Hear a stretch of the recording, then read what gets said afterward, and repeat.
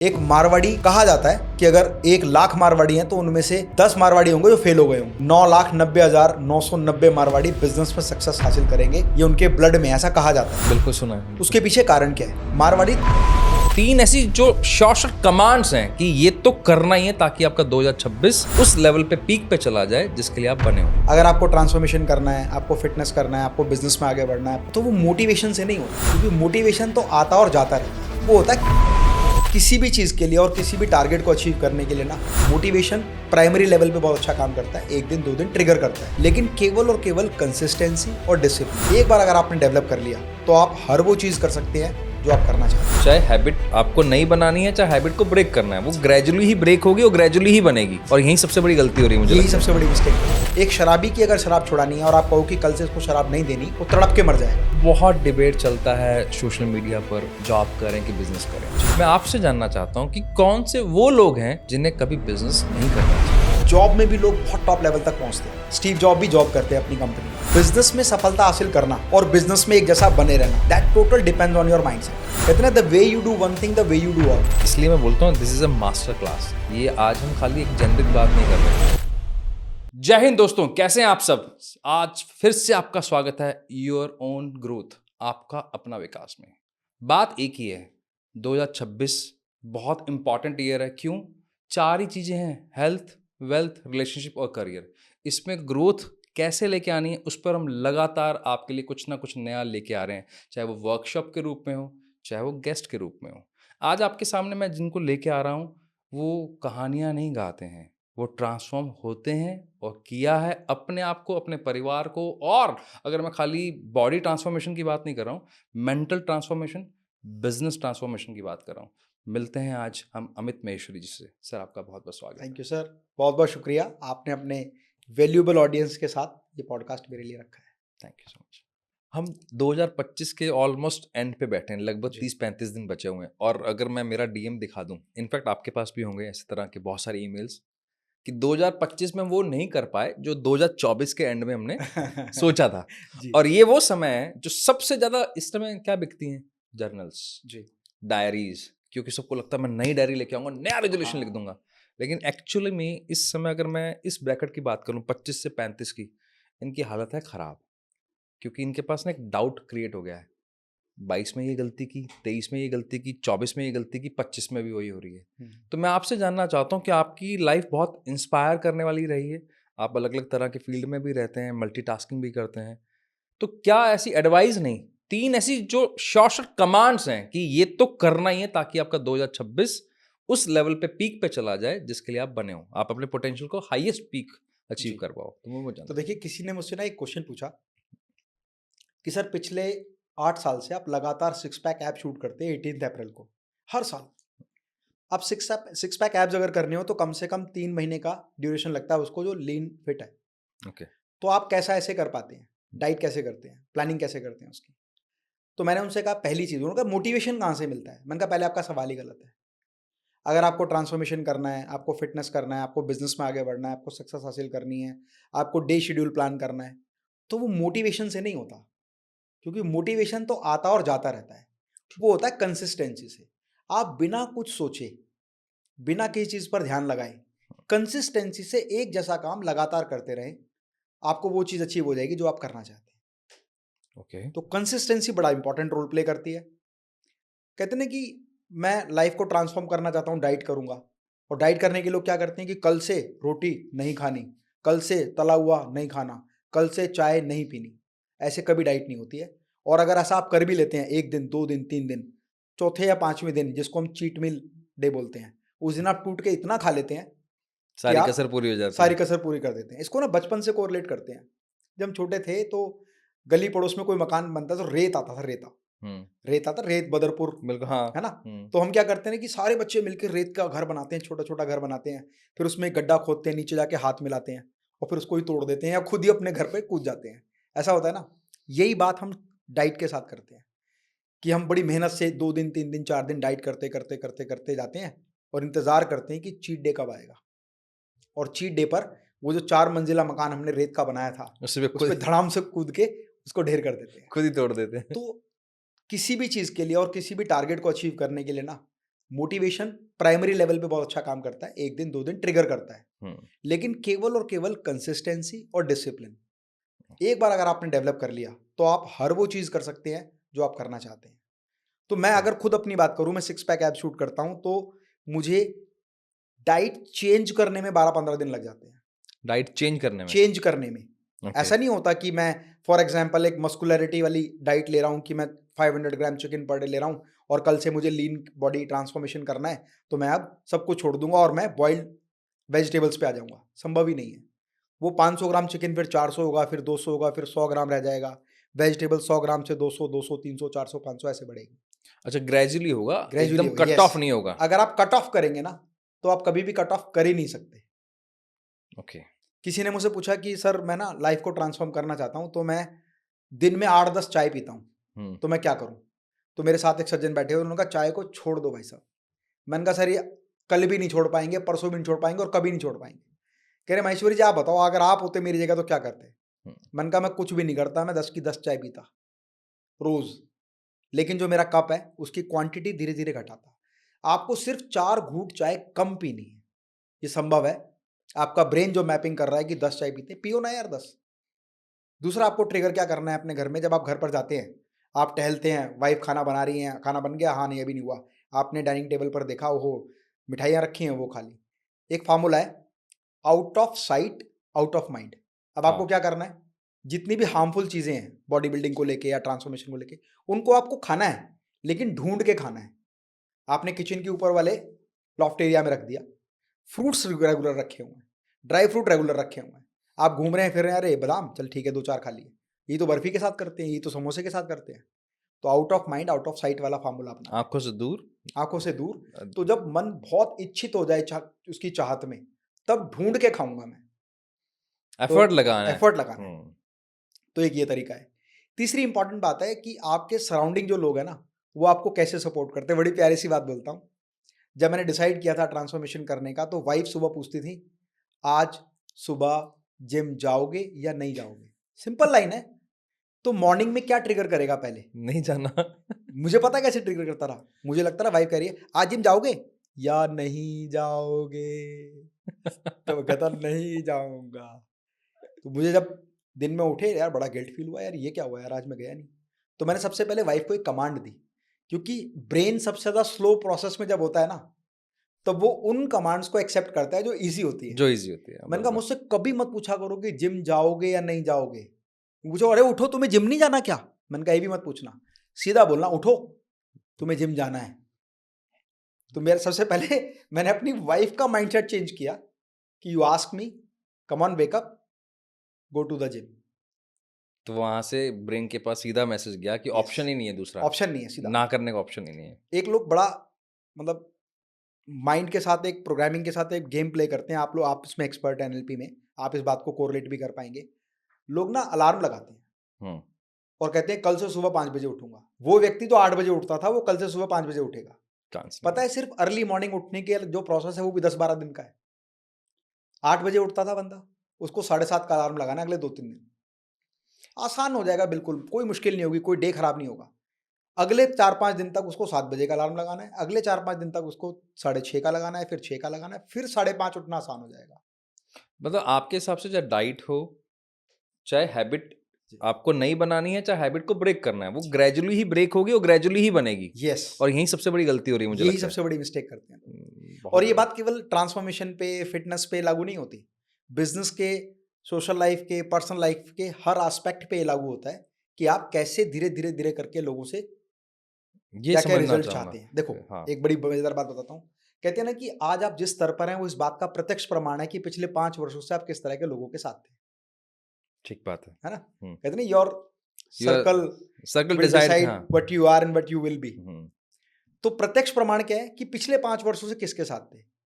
तो भविष्य का प्रमाण क्या होगा कि आज आप जिसके साथ हैं उससे आगे वाले 5 साल निर्धारित हो जाएंगे। ट्रू। उसका रिजल्ट क्या है? Past performance is a possibility to achieve in future. Agree. ठीक यही बात हमें जब सर्कल को डेवलप करना होता है ना, तो लोग कहते हैं कल से सारे पुराने दोस्त कट और नए दोस्तों से दोस्ती करना शुरू करेंगे। ऐसा कभी नहीं होता। धीरे धीरे धीरे धीरे आपके जो नंबर ऑफ आवर्स हैं, 4 घंटे 5 घंटे आप अपने सोशल नेटवर्किंग में लगाते हैं, धीरे धीरे आपको नेटवर्क को ट्रांसफॉर्म करना है, कन्वर्ट करना है, चेंज करना है, एकदम से नहीं, वरना कहेंगे बंदा तो बदल गया है। धीरे धीरे धीरे पिछले रिलेशंस को मेंटेन करते हुए नए रिलेशंस को डेवलप करना, फिर उसमें बैलेंस बनाए रखना कि मैं ज़्यादा समय कहाँ दे रहा हूँ और कम समय कहाँ दे रहा हूँ, ताकि पुराना दोस्त ये ना कह दे यार तू तो अब बदल गया है ना। परिस्थितियाँ बदलनी चाहिए, तभी आपकी मनस्थिति लाइफ बदले, बिल्कुल चेंज होगी। एग्री। मैं खुद भी कई बार, हम जब ट्रेनिंग सेशन में होते हैं और आप भी इस बात से इत्तेफाक रखते हैं कि आपका फ्यूचर डिसाइड करता है आपका प्रेजेंट, और जी। प्रेजेंट उससे डिसाइड है कि आप पास्ट में क्या डिसीजन ले चुके हो। जी तो उसको चेंज कर लो, फ्यूचर चेंज हो जाएगा। बिल्कुल। तो अब बिल्कुल आपने, लेकिन आपने बहुत सही एक फॉर्मूला बता दिया जो ऑडियंस के बहुत काम का भी है कि आप ग्रेजुअली करो। हम नॉर्मली सबसे बड़ी गलती ही करते हैं कि ब्रेन को ना बहुत अनप्रडिक्टेबल चीजें बताते हैं, कल से सब कुछ बंद, वो पहले कल डर से सर जाता होगा है, ही नहीं ना। वो एकदम डर जाता है। बिल्कुल। तो वो डर जाता है तो वो आगे से एक्शन ही नहीं लेता। एक बड़ा टेढ़ा सा एग्जांपल लेता हूँ इसमें। जब कोई व्यक्ति शराब पीना शुरू करता है ना, तो वो पहले ही दिन एक बोतल नहीं पीता। नहीं पीता, सही कह रहे हो। पहले दिन तो पहला पैक पिएगा तो हो गला जल गया यार, ये क्या बकवास, लेकिन उसका मजा उसको आएगा। मैं शराब को प्रमोट नहीं कर रहा, मैं माइंडसेट की बात कर रहा हूँ कि पहले दिन एक पैक पिएगा उसको हल्का सा नशा हो जाएगा, फिर 2-4 दिन बाद 10-15 दिन बाद एक पैक में उसको कुछ मजा नहीं आएगा, फिर वो 2 पैक, फिर 3 पैक, फिर 4 पैक। पहले वो फ्रेंड्स सर्कल में पीता था, कभी खुशी में पीता था, फिर वो गम में भी पीना शुरू करेगा, फिर वो आधी बॉटल पे आ जाएगा, फिर वो 1 बॉटल पे आ जाएगा। ऐसी छूटती भी नहीं है। एक शराबी की अगर शराब छुड़ानी है और आप कहो कि कल से इसको शराब नहीं देनी, वो तड़प के मर जाएगा। फाइन, तो तरीका क्या होगा, जितनी क्वांटिटी वो पीता है उसका सिर्फ 10%। एक रिस्क एपेटाइट है हर व्यक्ति के अंदर। अगर आप बिजनेस में बात करें, मैं आपसे बोलूं कि सर आपके पास 100 करोड़ रुपए हैं, आप कितना रिस्क ले सकते हैं, आपने कहा 10%, 10 करोड़ का रिस्क मैं ले सकता हूं, बट आप 100 करोड़ का रिस्क नहीं लेंगे। एग्रीड। तो ट्रू। ठीक उस तरह से जो कंफर्ट जोन है वो 10% है। 10% करते जाएं, एक दिन वो 10% इकट्ठा होकर 1000% से भी ज्यादा बन जाएगा। ये बहुत इंपॉर्टेंट, ये एक बहुत रिलेटेबल एक एडवाइस है। ये एडवाइस ना कि मैं कमांड ही बोलूँ कि 10% तो बहुत अचीवेबल है जी इजीली, मतलब आप अपनी लाइफ में इम्प्लीमेंट कर सकते हो आप। वंडरफुल। क्योंकि आपने ना एक बहुत इंपॉर्टेंट बात छेड़ दी, तो मैं नेक्स्ट क्वेश्चन उसी पे ले लेता हूँ। बहुत डिबेट चलता है सोशल मीडिया पर, जॉब करें कि बिजनेस करें, क्योंकि आप बिजनेस में हैं और आप अलग अलग तरह के लोगों को कोच भी कर रहे हैं। और मैंने एक्चुअली दोनों किए, मैं पहले जॉब में था तो मैं बिजनेस में हूँ। जी मैं आपसे जानना चाहता हूँ कि कौन से वो लोग हैं जिन्हें कभी बिजनेस नहीं करना चाहिए, क्या माइंडसेट होता है उनका? क्योंकि आपके पास एम्प्लॉयज काम भी करते हैं जी और आपको पता है इसमें बहुत पोटेंशियल है, लेकिन जैसे ही वो अपनी जॉब छोड़ेगा वो पोटेंशियल जीरो हो जाता है जी और वो फिर कहीं किसी इन्फ्लुएंसर की बात सुन लेता है और जॉब ड्रॉप कर देता है। तो मैं वो जानना चाहता हूँ किनको जॉब नहीं छोड़नी चाहिए। जी देखो, आपने ना मतलब जब इस पर बात करते हो, डिबेट वाला कॉन्सेप्ट है ये। कई बार आपने सुना होगा कि कुछ लोग कहते हैं कि यदि आप जॉब कर रहे हैं तो अपने जीवन के साथ खिलवाड़ कर रहे हैं, आप एक अपराध कर रहे हैं, आप अपने भविष्य को मार रहे हैं, आप वो हासिल नहीं कर पाएंगे। अगर आप दूसरों के सपने पूरा करेंगे तो मैं इससे आप इत्तेफाक नहीं अपने रखता। सपने हाँ पूरे नहीं कर पाएंगे। हाँ, मैं इससे इत्तेफाक ऐसा नहीं रखता। बिल्कुल भी नहीं है। जॉब में भी लोग बहुत टॉप लेवल तक पहुंचते हैं, है ना। स्टीव जॉब भी जॉब करते हैं अपनी कंपनी में, मार्क जुकरबर्ग भी अपनी कंपनी में जॉब करते हैं, हालांकि इज अ इंडस्ट्रियलिस्ट और बिजनेस ओनर, बट उसके बाद भी वो जॉब भी कर रहे हैं। ठीक है, फिर मैं ऐसे सैकड़ों उदाहरण दे सकता हूं जहां पर वो लोग जॉब में भी बहुत ज्यादा सक्सेसफुल हैं। अब बात करते हैं बिजनेस की। बिजनेस में सफलता हासिल करना और बिजनेस को चलाना और बिजनेस को बढ़ाना और बिजनेस में एक जैसा बने रहना, सारे अलग अलग प्रोस्पेक्ट्स हैं। That total depends on your mindset. कहते हैं ना, the way you do one thing the way you do all. दोबारा बोलता हूं, the way you do one thing the way you do all. इसको एग्जांपल भी बताना मुझे। देखिए, हाँ, एग्जाम्पल फिर थोड़ा टेढ़ा लूंगा, कई बार चीजें कंट्रोवर्सी में चली जाती हैं, लेकिन इसको लर्निंग के रूप में देखना। आपने बताया कि डिपार्टमेंट में आपके काफी सारे अच्छे फ्रेंड सर्कल में हैं, तो पुलिस कैसे आइडेंटिफाई करती है कि ये जो मर्डर पंजाब में हुआ है, ये वही बंदा है जिसने राजस्थान में मर्डर किया है, जिसने बिहार में मर्डर किया है, जिसने नेपाल में मर्डर किया था, जिसने बांग्लादेश में मर्डर किया था, और आज अब वो बाकी अदर स्टेट्स में भी मर्डर कर रहा है। पैटर्न। इसका मतलब the way you do one thing the way you do all. आप एक काम जैसे करते हैं, आप हर काम वैसे ही करते हैं। सोचो, एक मर्डरर जो पकड़ा ना जाए और वो इस तरह से मर्डर कर रहा है, उसके बावजूद भी ये डायग्नोज हो जाता है कि पिछले 5 मर्डर इस एक तरह के पैटर्न से किए, जिसमें माइनर चेंजेस ही हैं। यही बात हमारी ब्रेन मैपिंग पर लागू होती है। आप जो काम जैसे करते हैं, आप हर काम वैसे ही करते हैं। बहुत सारे एम्प्लॉयज इतने सक्सेसफुल एम्प्लॉय हैं कि वो एक एम्प्लॉयर से ज्यादा पैसे कमाते हैं, लेकिन वो उस काम को उतनी ही शिद्दत से करते हैं जितनी शिद्दत से एक बिजनेस ओनर बिजनेस करता। कई बार एक एम्प्लॉय के मन में एक भ्रम होता है, और वो भ्रम ये होता है कि भाई मैं एज अ एम्प्लॉय इस कंपनी को चला रहा हूँ, ये बहुत बार है ना? होता है। तो उसको मैं सबसे चला पहले, जाऊंगा तो कंपनी बंद हो जाएगी। हाँ, मैं चला गया तो कंपनी की बात लग जाएगी। तो उस एम्प्लॉय को ना अपने आप से सबसे पहले एक प्रश्न पूछना चाहिए, सेल्फ एनालाइज जिसको हम बोलते हैं, कि क्या जब मैं आया तब ये कंपनी शुरू हुई? यदि हाँ, तो यदि मैं चला गया तो कंपनी बंद होने की संभावना है। जब मैं इस कंपनी में आया वो पहले से थी, और जब मैं चला जाऊंगा तब भी वो रहेगी। बस मुझे कोई रिप्लेस कर देगा। ये हो सकता है कि वो मुझसे बेहतर हो या मुझसे कमतर हो, पर मुझे रिप्लेस कर दिया जाएगा। इस सृष्टि में जो मानव है वो अब से नहीं है, हजारों साल से है। किसी के आने और जाने से सृष्टि को प्रभाव नहीं पड़ रहा है, प्रभाव पड़ता है उसके करीबी लोगों को, और वो भी कुछ दिन। ठीक बात है। उसके बाद वो भूल जाते हैं कि कौन था, हाँ, बहुत है ना? जल्दी। तो इस बात से कोई फर्क नहीं पड़ता कि आप एम्प्लॉयर हैं या एम्प्लॉई हैं। अगर आप अपना काम शिद्दत से करते हैं तो एम्प्लॉय रहते हुए भी आप बिना एफर्ट के एम्प्लॉयर बन सकते हैं। एक एग्जांपल आपको बताता हूँ। मेरे ज्ञान इंस्टीट्यूट है सिंस 1999, जिसमें mobile repairing course, laptop repairing courses कराते हैं, स्टूडेंट्स आते हैं। तो कुछ स्टूडेंट्स ना इतने मेहनती होते हैं कि वो चीज़ों को सीखते हैं, समझते हैं, और फिर गाइडेंस के साथ साथ कहते हैं सर हमें कुछ ऐसा ट्रेन करें कि हम आगे बढ़ें। तो मेरी कंपनी का एक एग्जाम्पल मैं आपको बताता हूँ।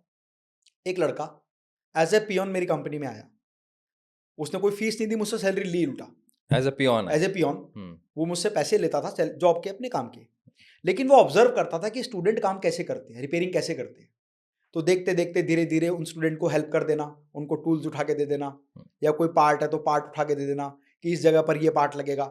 जो व्यक्ति 2 घंटे कोर्स करके जा रहा है और जो व्यक्ति सेम लैब में 8 घंटे व्यतीत कर रहा है, दोनों में से ज्यादा बार कौन देख रहा है सेम फॉल्ट को? 8 घंटे वाला। धीरे धीरे उस बच्चे ने पानी पिलाना, सफाई करना, ये सब कुछ करते करते स्टूडेंट को कोई प्रॉब्लम आई तो हेल्प करना शुरू कर दिया। अरे ये वाला फॉल्ट भैया, ये वाला फॉल्ट ऐसे ठीक होगा, ये मैंने पिछली क्लास में देखा था। वो 8 घंटे एक चैप्टर को पढ़ रहा है। क्या बात है। फिर क्या समय आया कि एक दिन मुझे लगा कि नहीं यार, ये लड़का बहुत मेहनती है।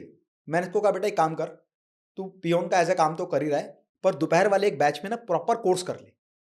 तो एक आफ्टरनून में हमारा बैच होता था 2 से 4, जो जनरली उसके लिए लंच टाइम होता था। मैंने उसको पूरा कोर्स कराया। फिर कई बार होता है कोई टीचर नहीं आया, एब्सेंट हो गया, तो उसने उसको सपोर्ट कर दिया एज ए असिस्टेंट टीचर कि आज वो सर नहीं आया पर इस फॉल्ट का सोल्यूशन मुझे पता है। धीरे धीरे वो लड़का कॉन्फिडेंट हो गया। उसी समय पर मेरे यहाँ पर एक टीचर ऑलरेडी था जो सेम कोर्स कराता था एज ए टीचर। उस टीचर के अंडर वो असिस्टेंट टीचर के रूप में वहां पर काम करने लगा। पियोन से वो असिस्टेंट टीचर तक पहुंच गया। पियोन से असिस्टेंट टीचर। फिर मैंने उसे साफ सफाई और काम कर दिया, अब तू मत करा कर यार, ये काम कोई और करेगा, क्योंकि स्टूडेंट फिर कॉन्फिडेंट महसूस नहीं करते कि पियोन हमें बताएगा। लेकिन कहता सर मुझे कोई फर्क नहीं पड़ता, मैं तो बता दूंगा फॉल्ट, और अगर लगता है ऐसा तो वो मुझसे ना पूछे, जिसको ना सोल्यूशन मिल रहा हो वो मेरे पास आ जाए। तो स्टूडेंट्स इंटेंशनली उससे पूछने लगे यार ये वाला फॉल्ट है भाई तुम बता दो। वो असिस्टेंट टीचर बन गया, और जो टीचर था वो इतना एटीट्यूड में था कि यार आई एम ए टीचर यार, आई नो एवरीथिंग। धीरे धीरे करते करते जब वो टीचर की फैमिली में कोई प्रॉब्लम हुई तो उसने कहा सर कोई बात नहीं, बैच मैं ले लूँ। धीरे धीरे उस लड़के ने बैच लेना शुरू किया। बस उसका कम्युनिकेशन स्किल्स अच्छा नहीं था, एजुकेशनल बैकग्राउंड अच्छा नहीं था। तो मैंने उसको कहा कि एक काम कर बेटा, तू नेशनल ओपन स्कूल से 10th क्लास के एग्जाम दे, और दोपहर के समय पर 2 से 4 ट्यूशन पढ़ने जा, जिसमें इंग्लिश और बाकी सब्जेक्ट्स को विशेष रूप से स्टडी कर। वो लड़का उस समय पर ट्यूशंस पढ़ने भी जाता था, यहाँ पे भी आपसे यहाँ काम पर कर रहा था। असिस्टेंट टीचर के साथ साथ टीचर की एब्सेंस में एक टीचर के रूप में काम कर रहा था। फिर मेरी एक नई ब्रांच का ओपनिंग हुआ। मेरे दिल्ली में मल्टीपल सेंटर्स हैं, तो एक नई ब्रांच का ओपनिंग हुआ। तो उसने कहा कि सर अब now I can speak in English, तो सर अब आप मुझे वहाँ प्लेस कर दो एज ए असिस्टेंट टीचर। तो मैंने उनको एज ए असिस्टेंट टीचर भेजा, पर उनकी परफॉर्मेंस ऐसी थी वो एज ए टीचर वहाँ काम करने लगा। टीचर का काम मतलब टीचिंग करते करते करते करते उसकी एक्सपर्टीज इतनी हुई कि उसने नए फॉल्ट्स डेवलप करना शुरू कर दिया। तो हमने उसको रिसर्च एंड डेवलपमेंट डिपार्टमेंट में ले लिया, जहाँ नए फॉल्ट्स को डायग्नोज किया जाता नए मोबाइल फोन्स में। फिर उस लड़के ने एक दिन कहा कि सर मैंने ना थोड़े बहुत पैसे इकट्ठे किए, मेरे पास 3-4 लाख रुपए इकट्ठे हो गए हैं, अगर कोई आपकी ब्रांच खोले तो मुझे उसमें 20% 25% एज ए पार्टनर दे देना, मुझे शुरू करवा देना। मैटर ऑफ चांस मुझे लगा नहीं ये इसके अंदर कैपेबिलिटी भी है और ये ऑनेस्ट भी है, डेडिकेटेड भी है।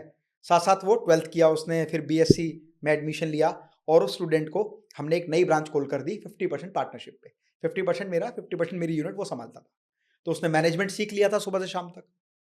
फिर वहां पर नंबर ऑफ टीचर्स की रिक्वायरमेंट पड़ी, तो वही टीचर जिस समय पर वो टीचर उसके साथ में वो बंदा पियोन था, उसको हमने प्लेस किया उस सेंटर पे। उसका माइंडसेट एज ए टीचर ही था। फिर एक दिन ऐसा आया, उस बच्चे ने अच्छा पैसा कमाया और फर्स्ट अपनी लाइफ की जेन, मारुति जेन एक कार आती थी, मारुति सुजुकी बिल्कुल, जेन। हाँ। उसने कहा सर मुझे ये खरीदनी है पर मेरे पास ITR नहीं है। हुँ, तो मैंने उसको जेन फाइनेंस करा के दी। उसने और पैसा इकट्ठा किया, एक इंस्टीट्यूट अपनी मॉम के लिए खोला, एक वाह! इंस्टीट्यूट अपने फादर के लिए खोला। वो बहुत स्टेबल लोग नहीं थे, लेकिन उसके मदर और फादर भी एक ब्रांच चलाने लगे। फिर एक दिन बोला कि सर आप बताओ इस सेंटर मुझे कितने प्रीमियम पे दोगे? मैंने कहा कोई बात नहीं बेटा, 100% तू रख ले, कोई इन्वेस्टमेंट नहीं देनी तुझे। Now is a owner of 3 institutes.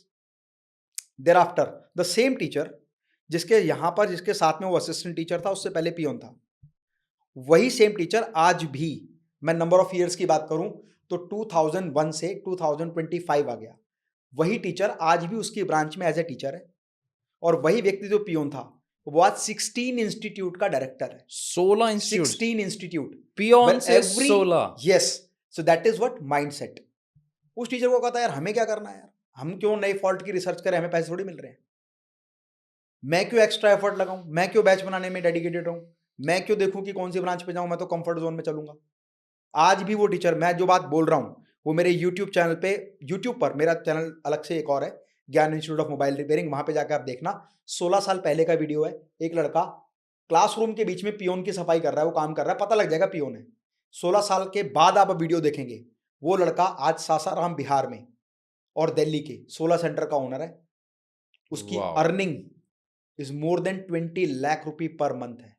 और वो टीचर जिसकी उस टाइम पर सैलरी 15,000 थी, उसकी आज सैलरी 35,000 है, और वो उसी की एक ब्रांच में टीचर है। तो जॉब का माइंडसेट, एंटरप्रेन्योरशिप का माइंडसेट, काम में आगे बढ़ने का माइंडसेट। उसके फादर जो लड़के के थे ना, वो ट्रांसपोर्ट, जो जैसे इंडस्ट्रियल एरिया ट्रांसपोर्ट डिपार्टमेंट होता है, ट्रांसपोर्ट एरिया होता है, वहां पर ट्रक्स की सीट सिला करते थे। उसने अपने फादर को अपग्रेड किया, उनका कम्युनिकेशन स्किल्स को इम्प्रूव किया, अपनी मदर को अपग्रेड किया। उसकी मदर घर पर काम किया करती थी सभी के, एंड नाउ पूरी लाइफ चेंज हो गई। They are managing large number of institutes. और मेरी रॉयल्टी कलेक्शन का सबसे बड़ा रॉयल्टी कलेक्शन उन 16 सेंटर मतलब 1% से आता है। Great. So that is what mindset. ये आज ना मतलब इसलिए मैं बोलता हूँ this is a master class. ये आज हम खाली एक जेनरिक बात नहीं कर रहे, क्योंकि हमारे सामने अगर एग्जाम्पल होता है तो ब्रेन को एक रेफरेंस मिल जाता है यस, कि यार ये कर सकता है तो मैं भी कर सकता हूँ। और ये क्वेश्चन मैंने इस वजह से लिया था, नॉर्मली क्या होता है कि मैंने कोई बैकअप प्लान तैयार किया नहीं, और मुझे एक्चुअली में ये भी नहीं पता क्या मैं बिजनेस करने के लायक हूँ, या मैं ईगो में आकर या किसी और से जेलसी करके मैं डिसीजन ले रहा हूँ, तो मेरे पीछे जो मेरी फैमिली है बेचारी वो सफ़र करेगी। यस, तो इतना मुझे इतनी मैच्योरिटी दिखानी पड़ेगी। और ये आपने बहुत सही एग्जांपल दिया कि अगर मेरे मन में ऑनरशिप अपनी जॉब के प्रति नहीं है यस, तो बिजनेस के प्रति तो कोई नहीं नहीं हो। जो सकता। जो पैटर्न वाला आपने एग्जांपल दिया ना वो बहुत रिलेटेबल है। Absolutely true, wonderful. मुझे ना और भी बहुत सारी बातें करनी हैं आपके साथ, आपके खुद के ट्रांसफॉर्मेशन को लेकर, लेकिन मैं अभी ऑडियंस को मैं वहाँ लेके जाना चाह रहा हूँ जो उनको समझ में आया कि 2025 में वो गलती जो कर चुके हैं वो 30 दिन में कैसे सुधार लें वो। अब ना बहुत सारे लोग सोच रहे हैं कि या तो मुझे साइड इनकम करने हैं, कोई मुझे ऐसा कोई बिजनेस शुरू करना है, मैं जॉब करता हूँ तो साथ में कुछ और स्किल सीख लूँ। जी, आप इतने सारे बिजनेस को देखते हैं, जी, इतने सारे फ्रेंचाइजीज को भी आप हैंडल कर रहे हैं, तो आपने कुछ ना कुछ ऐसा फाइंड आउट कर लिया होगा कि ये 3 4 5 गलतियां हैं कि जिसकी वजह से बिजनेस अच्छा चलता हुआ भी खराब हो सकता है। जी। तो अगर मुझे पहले पता लग जाएंगी तो ऑडियंस को भी मदद होगी कि हाँ ये गलती तो मैं कभी नहीं करूँ, तो वो मैं जानना चाहूँगा। ग्रेट। इसमें देखो अलग अलग तरह के बिजनेस मोड्स हैं। अगर मैं स्टार्टअप लेवल के बिजनेस की बात करूँ ना, तो उनकी सबसे पहली मिस्टेक क्या होती है, वो 1000 डेज पॉलिसी को नहीं समझते।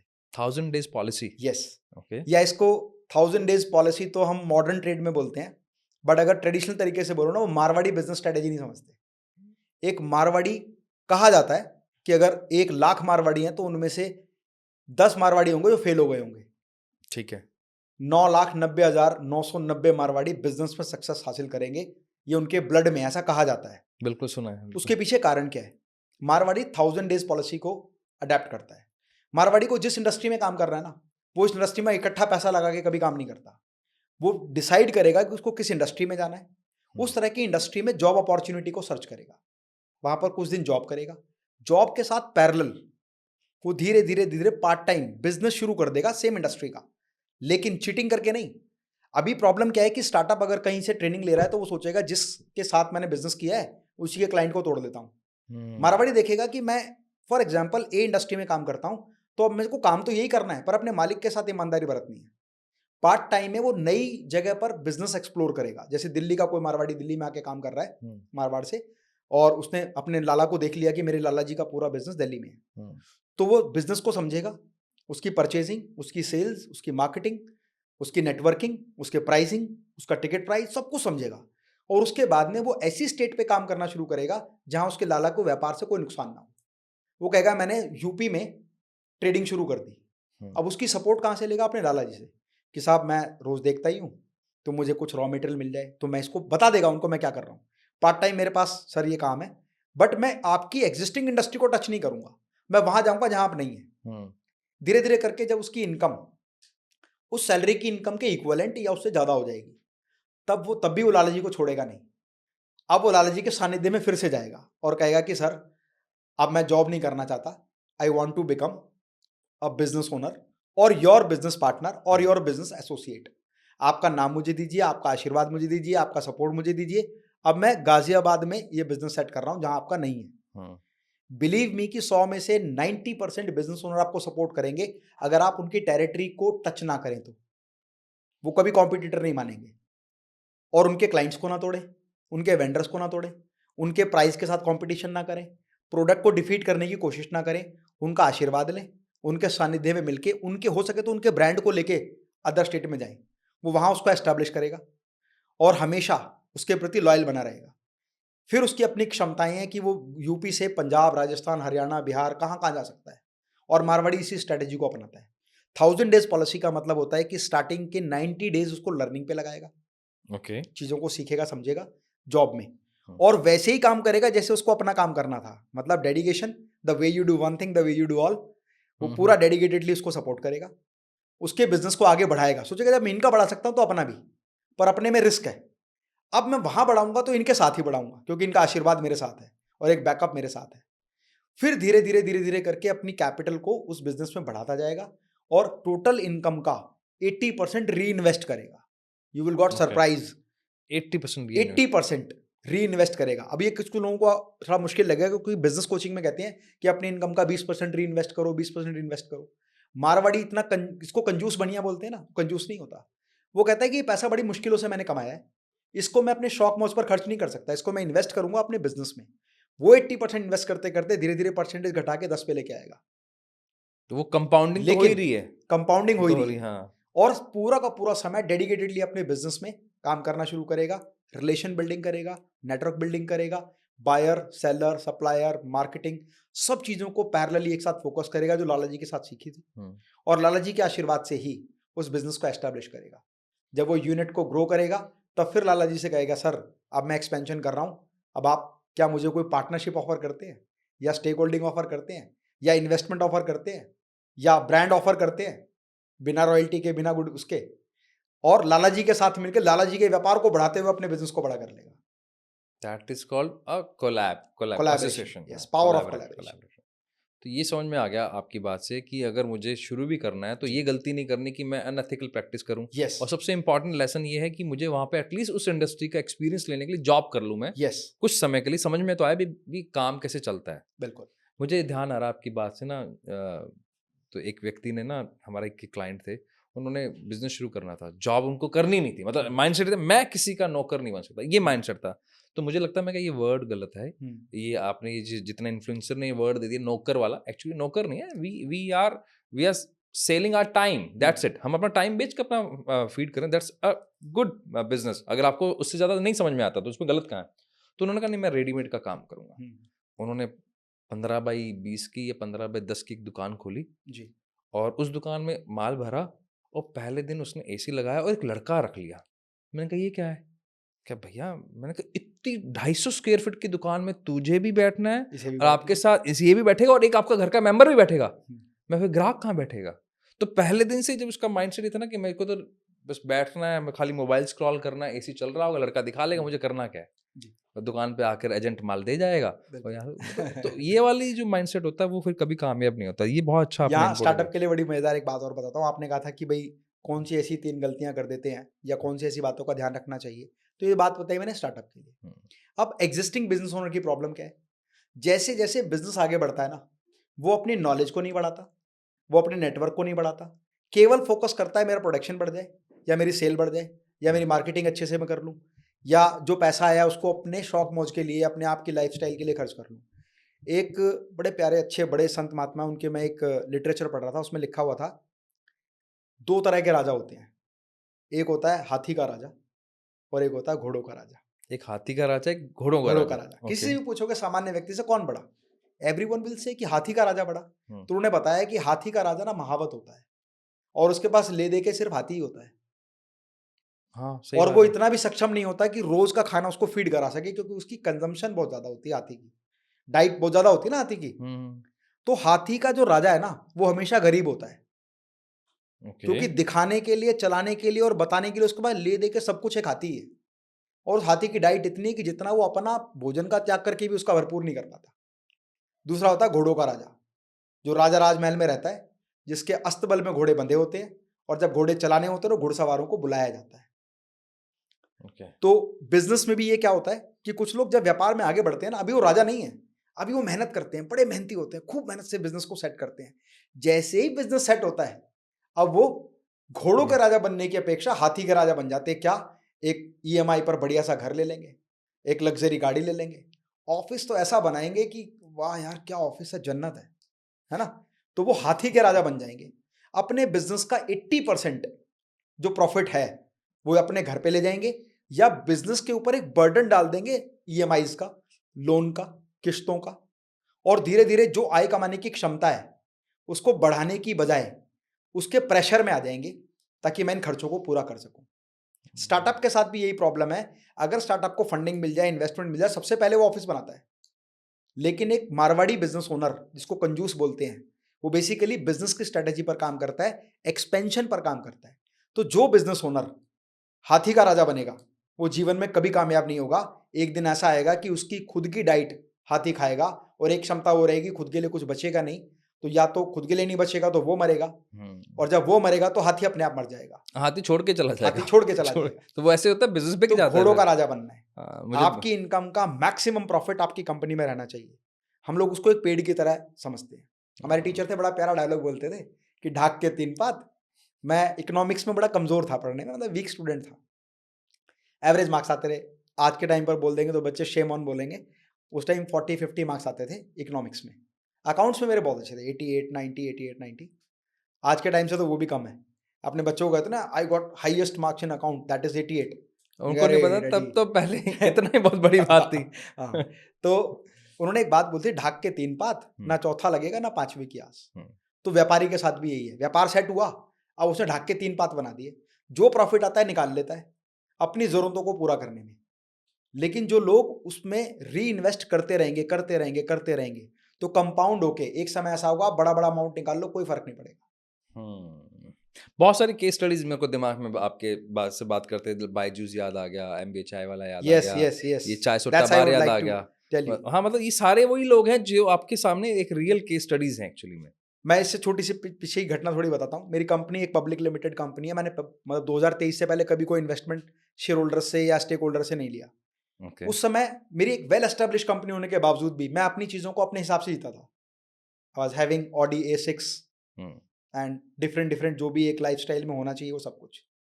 लेकिन जब मेरी कंपनी में इन्वेस्टमेंट आने लगा, तो मैं समझ गया कि यदि मैंने इन्वेस्टर के पैसे को अपने लाइफस्टाइल पे खर्च किया, तो within few days or few month investor will come to know कि यार he is burning my money, जिसका True. एग्जाम्पल मैंने बहुत सारे देख लिए थे। So at that time I decided कि I will not transform lifestyle with the help of fake assets. Transform करना है ना, एक नई मशीन खरीदेंगे, नया इंफ्रास्ट्रक्चर खरीदेंगे, नया प्लांट लगाएंगे, नया प्रोडक्ट डेवलप करेंगे, नया सेल्स वॉल्यूम बनाएंगे, नए इन्वेस्टर्स के लिए नए आउटलेट्स बनाएंगे। आउटलेट्स के साथ साथ एक्सपेंशन अगर करना है तो स्टेक होल्डर्स के साथ मिलकर नए वेंचर्स पे इन्वेस्ट करेंगे, तभी तो मल्टीपल बिजनेसेस बढ़ते जाएंगे। बहुत इंपॉर्टेंट बात है। Investor is very smart, he will not say you anything, but he is watching you कि आप जो पैसा आपको दिया आप उसका कैसे इस्तेमाल कर रहे हैं। और अगर आप हाथी के राजा बनेंगे तो हाथी का आकार इतना बड़ा होगा कि वो दिखेगा दिखेगा। अगर घोड़ों के राजा बनेंगे तो नंबर ऑफ घोड़े अस्तबल में बढ़ते चले जाएंगे जो किसी को नहीं दिखेंगे, और वही असली बिजनेस है। मैं ना इसको वापस वहीं से कनेक्ट करता हूँ क्योंकि ये बहुत इंपॉर्टेंट आपने एक बात बोली थी, पैटर्न बहुत कुछ डिसाइड जी। करता है और सारा गेम माइंडसेट का है जी। और माइंडसेट के पीछे की अगर हम डेप्थ में चले जाएं तो पैटर्न है। यस। तो पैटर्न जैसे अब आपकी लाइफ में जब हम बैक स्टेज बात कर रहे थे तो आपने 2017 में एक ट्रांसफॉर्मेशन जर्नी शुरू की, जी। तो उससे भी आपका बिजनेस अलाइंड है। क्यों अलाइंड है? क्योंकि आपका ब्रेन में पैटर्न क्या बना हुआ है कि अगर मुझे अचीव करना है तो मुझे करना है, जी। बात खत्म हो गई। और फिर अगर इसको मुझे कंसिस्टेंट रखना है तो अगले अब कुछ सालों से आप उसको लगातार आप कंसिस्टेंट Yes. रखते हैं। तो मैं जानना चाहूँगा उस ट्रांसफॉर्मेशन जर्नी के बारे में, ताकि लोगों को ये समझ में आए कि क्योंकि एक ना नीचे वर्ड आने वाला है, ज्ञान देना आसान है। जी। और ये बात मैं इसलिए बोल रहा हूँ, क्या हुआ हमने एक ना पॉडकास्ट किया सर वेल्दी जी। माइंडसेट पे। हम्म। अब एक बात बताइए भाई, मैं अगर घर में पैदा हुआ हूँ तो अमीर होने का सपना तो मैं देख सकता हूँ ना। बिल्कुल। तो नीचे कमेंट आया, अरे ये तो मुंगेरी लाल के हसीन हसीन सपने। सपने। मैंने कहा भैया जब तुम्हारे पास इतनी भी औकात नहीं है हम्म। ये बड़ा सोचने की, तो बड़ा होने की तो हो ही नहीं सकती। ये सॉरी मुझे ये वर्ड यूज करना पड़ा, लेकिन दैट्स अ बिटर ट्रुथ। जी। तो ये होता है। तो इस हाँ कुछ कह रहे थे देखो, आप? आपने मूवीज में एक अदालत देखी होती है ना? उसमें अच्छा, एक कटघरे में एक मुजरिम खड़ा होता है, एक तरफ दूसरी पार्टी खड़ी होती है। जी। तो जज साहब एक स्टेटमेंट कहते हैं दोनों पक्ष से कि गीता पर हाथ रख के कसम खाओ हम्म, कि मैं जो कुछ कहूंगा सच सच कहूंगा, कहूंगा। सच के सिवा कुछ नहीं कहूंगा। तो ये मूवी डायलॉग हो सकता है, हम्म, रियल कोर्ट्स में इस तरह से प्रैक्टिस में नहीं होता है। हम्म, मेरी बेटी एडवोकेट है इसलिए ये बात मैं कह रहा हूँ। लेकिन रियल प्रैक्टिस में ना एक बात जरूर होती है। मैंने आपसे कहा था the way you do one thing the way you do all. मैं all यहाँ पर time। एक बात कहता हूँ, मैं ईश्वर को साक्षी मान के एक बात कहता हूँ कि मैं जो भी कहूंगा वो केवल और केवल वही कहूंगा जिसको मैंने अपनी रियल लाइफ में प्रैक्टिकली इंप्लीमेंट किया है। मैं एक भी वो बात नहीं कहूंगा जो मुझे पता है पर मैंने की नहीं है। जैसे मैं शेयर मार्केट में कैसे इन्वेस्ट करना है इस पर अभी बात कुछ नहीं करूंगा क्योंकि अभी मेरी कंपनी शेयर मार्केट में लिस्टेड नहीं है। लेकिन मैं ये बताऊंगा कि आपकी कंपनी में बड़े बड़े investor as a stake holder कैसे आएंगे, क्योंकि मेरी कंपनी में 7 से ज्यादा बड़े स्टेक होल्डर है, इंडिया के top most brands, top most companies. Okay, Hendrick limited is one of my investor, okay, global Bajaj is one of my investor, owning global limited is one of my investor, Agrotech Limited is one of my investor. These all people have great stakeholding in my company and more than 90 shareholders are in my company. तो मैंने ये बात दोबारा कहता हूँ कि मैं ईश्वर को साक्षी मान के बात कहता हूँ कि मैं जो कहूंगा ना केवल और केवल वो कहूंगा जो मैं अपनी पास्ट परफॉर्मेंस में कर चुका हूँ। वंडरफुल। जो मुझे पता है वो बात नहीं कहूंगा। तो अब इस बात का प्रूफ क्या है कि मैं अगर ट्रांसफॉर्मेशन की बात कर रहा हूँ और the people are very smart. जो आज जो इंफॉर्मेशन टेक्नोलॉजी का युग है ना, जब स्टेज पे किसी का नाम बोलते हैं तब तक लोग देख लेते हैं कि ये कौन है बंदा, है ना? तो आप गूगल सर्च कीजिए और हम एज अ स्पीकर हम लोगों के साथ एक सीधा सीधा क्या हर हफ्ते वीडियो अपलोड होती है। बिल्कुल। तो आप 2017 की वीडियो उठाइए, you will find out a person with a waist size of 47 inches. 47 inch, 47 inch पेट पर कमर का साइज और body weight 102 kilo. And I decide to transform and the date was 17th Jan 2017। 17 Jan 2017। और आपकी as तब क्या रही होगी? 39। 39। So at the age of 39 decide to transform okay. in next 11 month। अच्छा, उसके पीछे का पहले बताओ, क्या कोई इमोशनल हुक था? क्या था कि क्या, क्यों आपने इसके पीछे डिसाइड ना किया? 2-3 अलग इंसिडेंट हैं। कैसे होता है ना कि जैसे आपने कोई एक बात सोच रहे हैं, किसी ने उसको सपोर्ट कर दिया तो वो ट्रिगर हो गया, आपने कहा ठीक है करते हैं, फिर कोई लगातार वो चीज़ ट्रिगर होती जाती है तो आप कहते हैं नहीं करना है यार। अब क्या हुआ था, मेरा एक प्रोग्राम था और ये स्वाति हेल्थ सॉल्यूशन उत्तराखंड की कंपनी है और एज इट इज मेरा प्रोग्राम 2016-17 का स्वाति हेल्थ सॉल्यूशन के यूट्यूब चैनल पर भी है और मेरे यूट्यूब चैनल पर भी है। ओके। तो मेरा प्रोग्राम हो रहा था तो वो हेल्थ प्रोडक्ट्स में डील करते थे, फैट लॉस, वेट लॉस और एंटी एजिंग और सेक्स प्रोडक्ट्स, ऐसे मल्टीपल उनके प्रोडक्ट्स थे। तो मैं उनकी सेल्स टीम को ट्रेनिंग दे रहा था, how to grow your sale. देखो कोई कंसर्न नहीं है मेरी फिटनेस कैसी है, मैं सेल्स पे बात कर रहा था, फिटनेस पे नहीं। एग्रीड। तो वहाँ एक यंग लड़का बैठा हुआ था, 2-3 थे, उनमें से एक ने बोला कि सर ये देख रहे हो मोटू, ये ना सेल करता है, कह रहे इससे वो फैट लॉस वाला प्रोडक्ट ही नहीं बिकता क्योंकि ये मोटा है। तो मैंने कहा इस बात से कोई फर्क नहीं पड़ता। तो कहा सर आप भी तो मोटे हो। मैंने कहा बट मैं तो आपको ट्रेनिंग सेल्स की दे रहा हूँ, हेल्थ फिटनेस की नहीं दे रहा। तो वो मजाक में बोला कि सर वेट मशीन पे चेक करो कितना है। On stage, that was a programme of 2016-17 दिसंबर जनवरी ऐसे चल रहा है। तो उन्होंने स्टेज पर वो भेजा, मैं खड़ा हुआ 102 किलो। कह रहा इंची टेप से नापना सर, कमर कितनी है? मैंने कहा 47 इंच। तो फिर मैंने वहाँ कहा कि देखो, मैं ना अपनी लाइफ में जो भी करता हूँ, वो कन्विक्शन के साथ करता हूँ। अगर आप चैलेंज मुझे कर रहे हैं ना, तो आप ही के स्वाति हेल्थ सॉल्यूशन के प्रोग्राम में नेक्स्ट ईयर जब प्रोग्राम होगा, आई will be in 6 pack abs. तो काफ़ी लड़कों ने तो ताली बजा दी वहाँ पर। किसी ने मज़े लेके ताली बजा दी, किसी ने टोंट कस के ताली बजा दी। तो वो ट्रिगर हो गया कि नहीं यार, my time starts now. Now same day evening हमारा डिनर था स्वाति हेल्थ सॉल्यूशन के डायरेक्टर्स के साथ। मन का सर डिनर में डाइट फूड लेंगे, सैलेड लेके आओ, जूस लेके आओ, ये लेके आओ, वो लेके आओ, सब कुछ मैंने लिया। और ऋषिकेश, हरिद्वार के हर की पौड़ी के आसपास जो भी पूरा एक एरिया है पूरा, हम जहाँ जहाँ घूमने गए वहाँ मैंने वर्कआउट उसी दिन उसी समय शाम को मैंने शुरू कर दिया और डिसाइड कर लिया कि नेक्स्ट ईयर आप ही के प्रोग्राम में मैं दोबारा आऊँगा और 6 पैक एब्स में आऊँगा। 11 महीने की ट्रेनिंग में मैंने अपने आप को बिल्कुल लीन किया, डाइट को फॉलो किया और 11 महीने के बाद जब मैं लीन हो गया ना, कहते हैं ना कि फिटनेस की ट्रांसफॉर्मेशन की चाहत क्या है? मोटा आदमी वो पतला ही हो जाए। अब वो थोड़ा बहुत पतला हो गया तो थोड़ा फिटनेस ठीक हो जाए, थोड़ी फिटनेस ठीक हो जाए, थोड़े मसल बन जाए, थोड़े मसल बन जाए तो 6 पैक बन जाए। सो देन आई डिसाइडेड कि 6 पैक एब शूट्स करेंगे। उसके पीछे भी एक जर्नी थी, क्या भाई पतले हो गए, सब कुछ हो गया, चाहत का जो रिजल्ट था वो अचीव कर लिया। तो जिम के अंदर खड़ा होकर मैं सोच रहा था 6 पैक एब्स, 6 पैक एब्स। सोचने की शिद्दत में जब आप डूब जाते हैं ना, तो बातें शब्दों में से निकल रही होती हैं, आपको नहीं पता चलता। तो जिम में पीछे बीम था, बीम के साइड में 2 लड़के खड़े हुए थे जाट। अच्छा। कह रहा यो देख रहा है यो माहेश्वरी क्या बोल रहा है? ये बोल रहा है 6 पैक एब्स। अरे ये मोटे से पतला तो हो गया, पर इसकी सारी खालता लटक रही है। आ गए यो 6 पैक छोड़, यो वापस 6 महीने में मोटा ना हो जाए तो कह दियो। और यो अगर पतला हो गया, उससे कह रहा है दूसरे बंदे से, अगर यो पतला हो गया और 6 पैक इसने बना लिए, तो इस तेरे जिम की फीस मैं दूंगा। मैंने कहा भाई साहब आप किससे बोल रहे हैं? करे नहीं नहीं नहीं, आपके बारे में बात नहीं कर रहे। मैंने कहा कौन है यहाँ पर जो मोटे से पतला हुआ है और कौन है जिसकी स्किन लटकी हुई है और कौन है जो 6 पैक एब्स की बात कर रहा है? कह रहा हाँ भाई तेरे से ही बोल रहे हैं, बता। हाँ। मैंने कहा मैंने फोन निकाला सेम। दोस्तों नमस्कार, मैं डॉक्टर अमित माहेश्वरी। इस समय मैं cult any time fitness gym में एक्सरसाइज कर रहा हूँ और आज की डेट ये है और 18 अप्रैल 2018 को I will be in 6 pack abs and these are my friend, they will give my gym fees for the next year. Okay भाई, मिलते हैं 1 साल बाद। खट।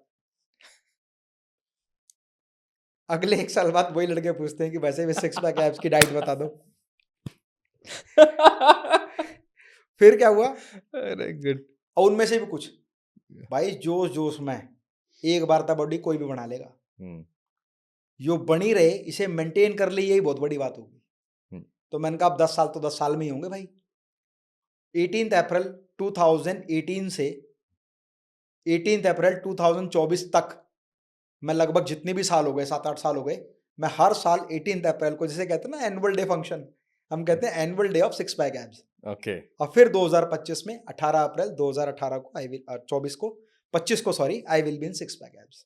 25 में तो हो चुके हैं, मतलब 26 में फिर अब वापस 26 आओ। आएगा, अब 26 26 आएगा। आएगा। ओके, 25 में हो चुका है ऑलरेडी शूट, हाँ। मेरा यूट्यूब पर पड़ा हुआ है। वंडरफुल।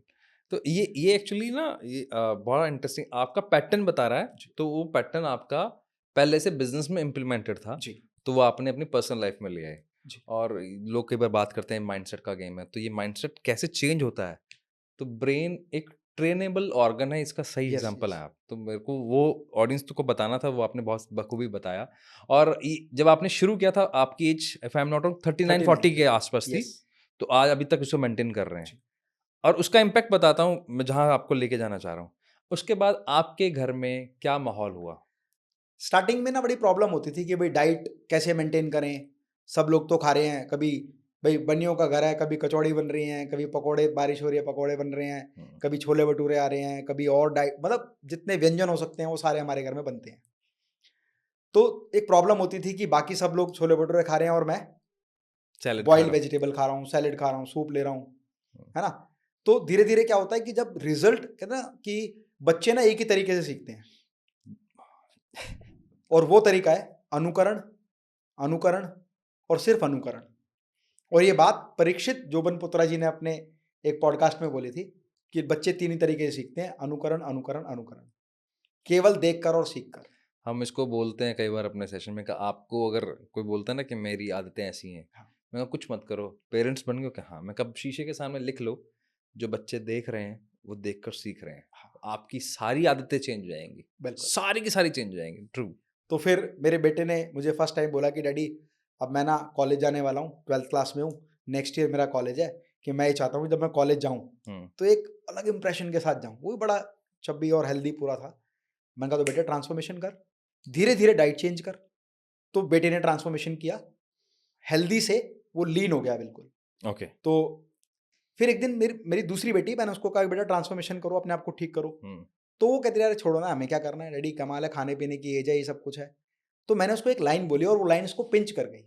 ओके। मैंने कहा वो बेटी 23 साल की 24 साल की है, तो उसको मैंने बोला बेटा अच्छा एक बात बताओ, अब 2 साल 4 साल 5 साल में आपकी शादी होने वाली है, होगी ऑब्वियसली कि भाई 24 से 28 30 तक हो जानी चाहिए, तो आपको दूल्हा कैसा चाहिए, लड़का कैसा चाहिए?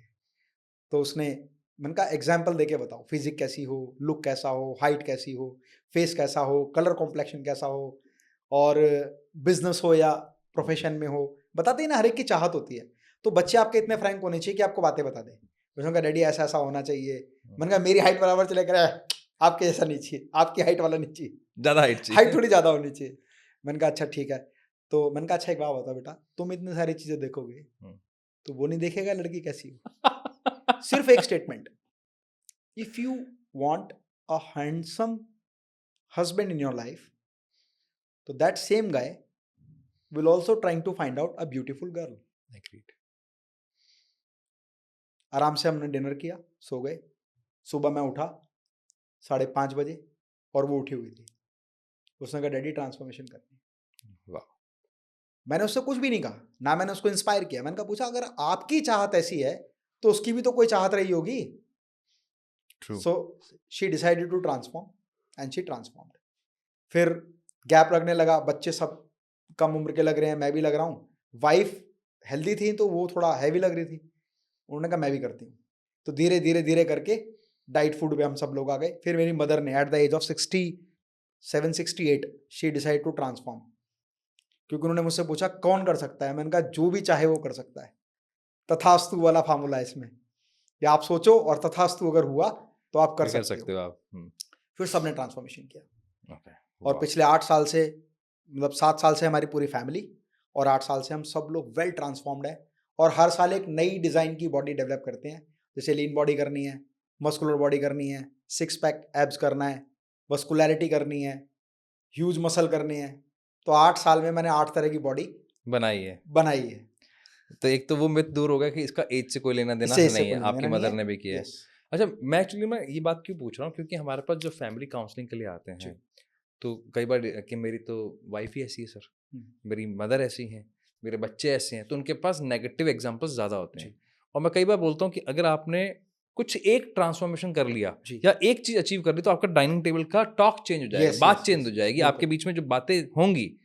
तो जैसे हमने एक पॉडकास्ट किया था वैभव सर के साथ, तो बड़ी अच्छी बात बताई कि हम क्या करते हैं जब HNIs के साथ काम करते हैं ना, तो उनको बोलते हैं कि आप अपनी फैमिली को बिठाओ ट्रेनिंग देने के लिए कि पैसा कैसे संभालते हैं, उसको संभाल के कैसे बनाते हैं। मैंने कहा ऐसा क्यों? कहते क्या होता है कि व्यक्ति तो पैसा कमा रहा है, 2 खर्च कर रहे हैं, अब उनको ट्रेनिंग मिलेगी पैसे से पैसा कैसे बनाना है, तो अब डाइनिंग टेबल पर बात क्या होगी? तो क्या वो रिश्तेदारों के झगड़े, आपस में एक दूसरे से मन मुटाव की बात करेंगे? नहीं। तो इससे ही बोलते हैं growth mindset for me. What do you think, ऐसा ही है? हाँ बिल्कुल। मैंने कहा था ना, चीजों को जब हम डॉक्यूमेंट करते हैं, आपको भाई इतिहास क्या है, जो सब कुछ किताबों में लिख गया वो इतिहास है, और जो आज तक नहीं लिखा क्या वो इतिहास नहीं था, लेकिन दुनिया को नहीं पता। तो आपको खुद को गर्व अगर महसूस करना है तो अपना पास्ट उठा के देखो, और पास्ट से अगर आज तक आपने प्रोग्रेस किया तो आपको गर्व महसूस होगा, और अगर पास्ट से आज तक आप नीचे जा रहे हैं तो आपको शर्मसार महसूस होगा।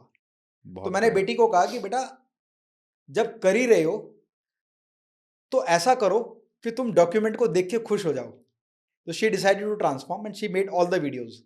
अब matter of chance she is more beautiful, look like foreigner. तो उसकी ट्रांसफॉर्मेशन, उसने जब वीडियोज डालना इंस्टाग्राम पे शुरू किया तो पहले 7 महीने में उसकी सारी videos 7 million, 8 million, 10 million and followers लगातार बढ़ते चले गए। Brand endorsement, she is studying when she was in BTech 3rd year, then she started, और अभी वो 4th ईयर में है। She is getting more than 4.5 to 6 lakh रुपए per month from the brand endorsement. अब ब्रांड्स भी कौन कौन से टॉप जो आज तक मुझे नहीं मिले, वो ब्रांड्स भी उसके पास हैं। Decathlon, okay. MuscleBlaze, Pintola peanut butter, फिर फुआर्क जो गर्ल्स का बॉयज का आजकल जो जिम वेयर का अच्छा ब्रांड है, फिर हेयर मास्टर HM, फिर WPL women premier league, then Jio cinema, then more than 20 top most brands they are paying for her. उसके कॉलेज में जॉब प्लेसमेंट कब होगा, जो भी होगा 1 करोड़ का 1.5 करोड़ का package, at the 4th year she is earning more than 6 lakh rupee. मतलब तो 22 1 साल का करोड़ के, बच्चा ऑलरेडी पहले कमा रहा है। हाँ 1 करोड़ के इक्विवेलेंट तो वो अगले कुछ महीने में ही पहुंच जाएगी। वाह। तो जब उसकी अर्निंग कैपेसिटी 1 करोड़ की होगी तो वो उससे बड़ा पैकेज ही एक्सेप्ट करेगी, शायद उससे बेटर और कुछ सोचेगी, बेटर अपॉर्चुनिटीज को देखेगी वो। तो ये इंपॉर्टेंट है कि आप जब अब उसको इन्फ्लुएंस कैसे मिला कि डैडी ने वीडियोस बनाई, उनकी वीडियोस हिट होती हैं, लोग मिलते हैं तो अरे महेश्वरी जी, मतलब चाहे कम सही लेकिन मिलते हैं तो ये तो कहते हैं कि अरे हाँ सर आपका वीडियो देखा। अब हर चीज ना दिखाई नहीं जा सकती, बिजनेस है। अब मैं हर जगह इंडस्ट्री थोड़ी दिखाऊंगा, आओ मेरी इंडस्ट्री देखो, आओ मेरी इंडस्ट्री देखो, बट आप अपना पैटर्न तो दिखा सकते हैं। ट्रू, बिल्कुल सही कहा आपने, बहुत शानदार। वैसे तो सर मुझे और जर्नी को आगे लेके जाना है अलग तरह से, लेकिन मैं यहाँ चाहूंगा क्योंकि ऑडियंस के दिमाग में आएगा कि कैसे बनाया, क्या डाइट है, क्योंकि डाइट को लेके बहुत मिथ हैं। हाँ। तो मैं चाहूंगा आप उसको जरूर हमें हेल्प करें कि किस डाइट को हम फॉलो करें, क्योंकि हमारा पॉडकास्ट माइंडसेट पे है, तो माइंडसेट पे आना है मुझे वापस, लेकिन ये वाला चैप्टर क्लोज करके। जी देखिए, डाइट का ना अलग अलग बॉडी के हिसाब से अलग अलग रूल है। राइट तरीका तो ये है कि आप एक अच्छे डाइटिशियन से मिले, आपकी एज, क्योंकि देखो डाइट ना कोई यूनिवर्सल नहीं है कि सबके लिए एक फॉर्मूला काम करेगा। ओके। बट फिर भी एक जर्नल साइंस है कि भाई ये तो बेसिक बात है कि इतना होना चाहिए। एक तो आपका बॉडी का जो इनटेक है कैलोरीज का, वो आपकी कैलोरी बर्न से कम होना चाहिए। जैसे अगर आप एक जनरल ह्यूमन बॉडी की अगर बॉडी की बात करूँ यंगस्टर्स की, तो 1800 से 2000 कैलोरी पर डे कंज्यूम हो जाती है, और आप खा रहे हैं उससे ज़्यादा, तो आपकी बॉडी स्टोर करेगी फैट। अब उसमें क्वालिटी ऑफ फूड अगर अच्छा होगा तो फैट के साथ साथ मसल भी स्टोर करेगी। अगर क्वालिटी ऑफ फूड खराब होगा तो फैट ज़्यादा जनरेट करेगी बॉडी। तो अपनी डाइट को बैलेंस करें in terms of calculation of calories. Okay. अब इसमें रोल सबका अलग है, किसी को लीन करना है, किसी को मस्कुलर करना है, किसी को स्ट्रेंथ बढ़ानी है, किसी को एंड्योरेंस बढ़ाना है, किसी को एंटी एजिंग करनी है। एंटी एजिंग की भी अपने आप में अलग डाइट है।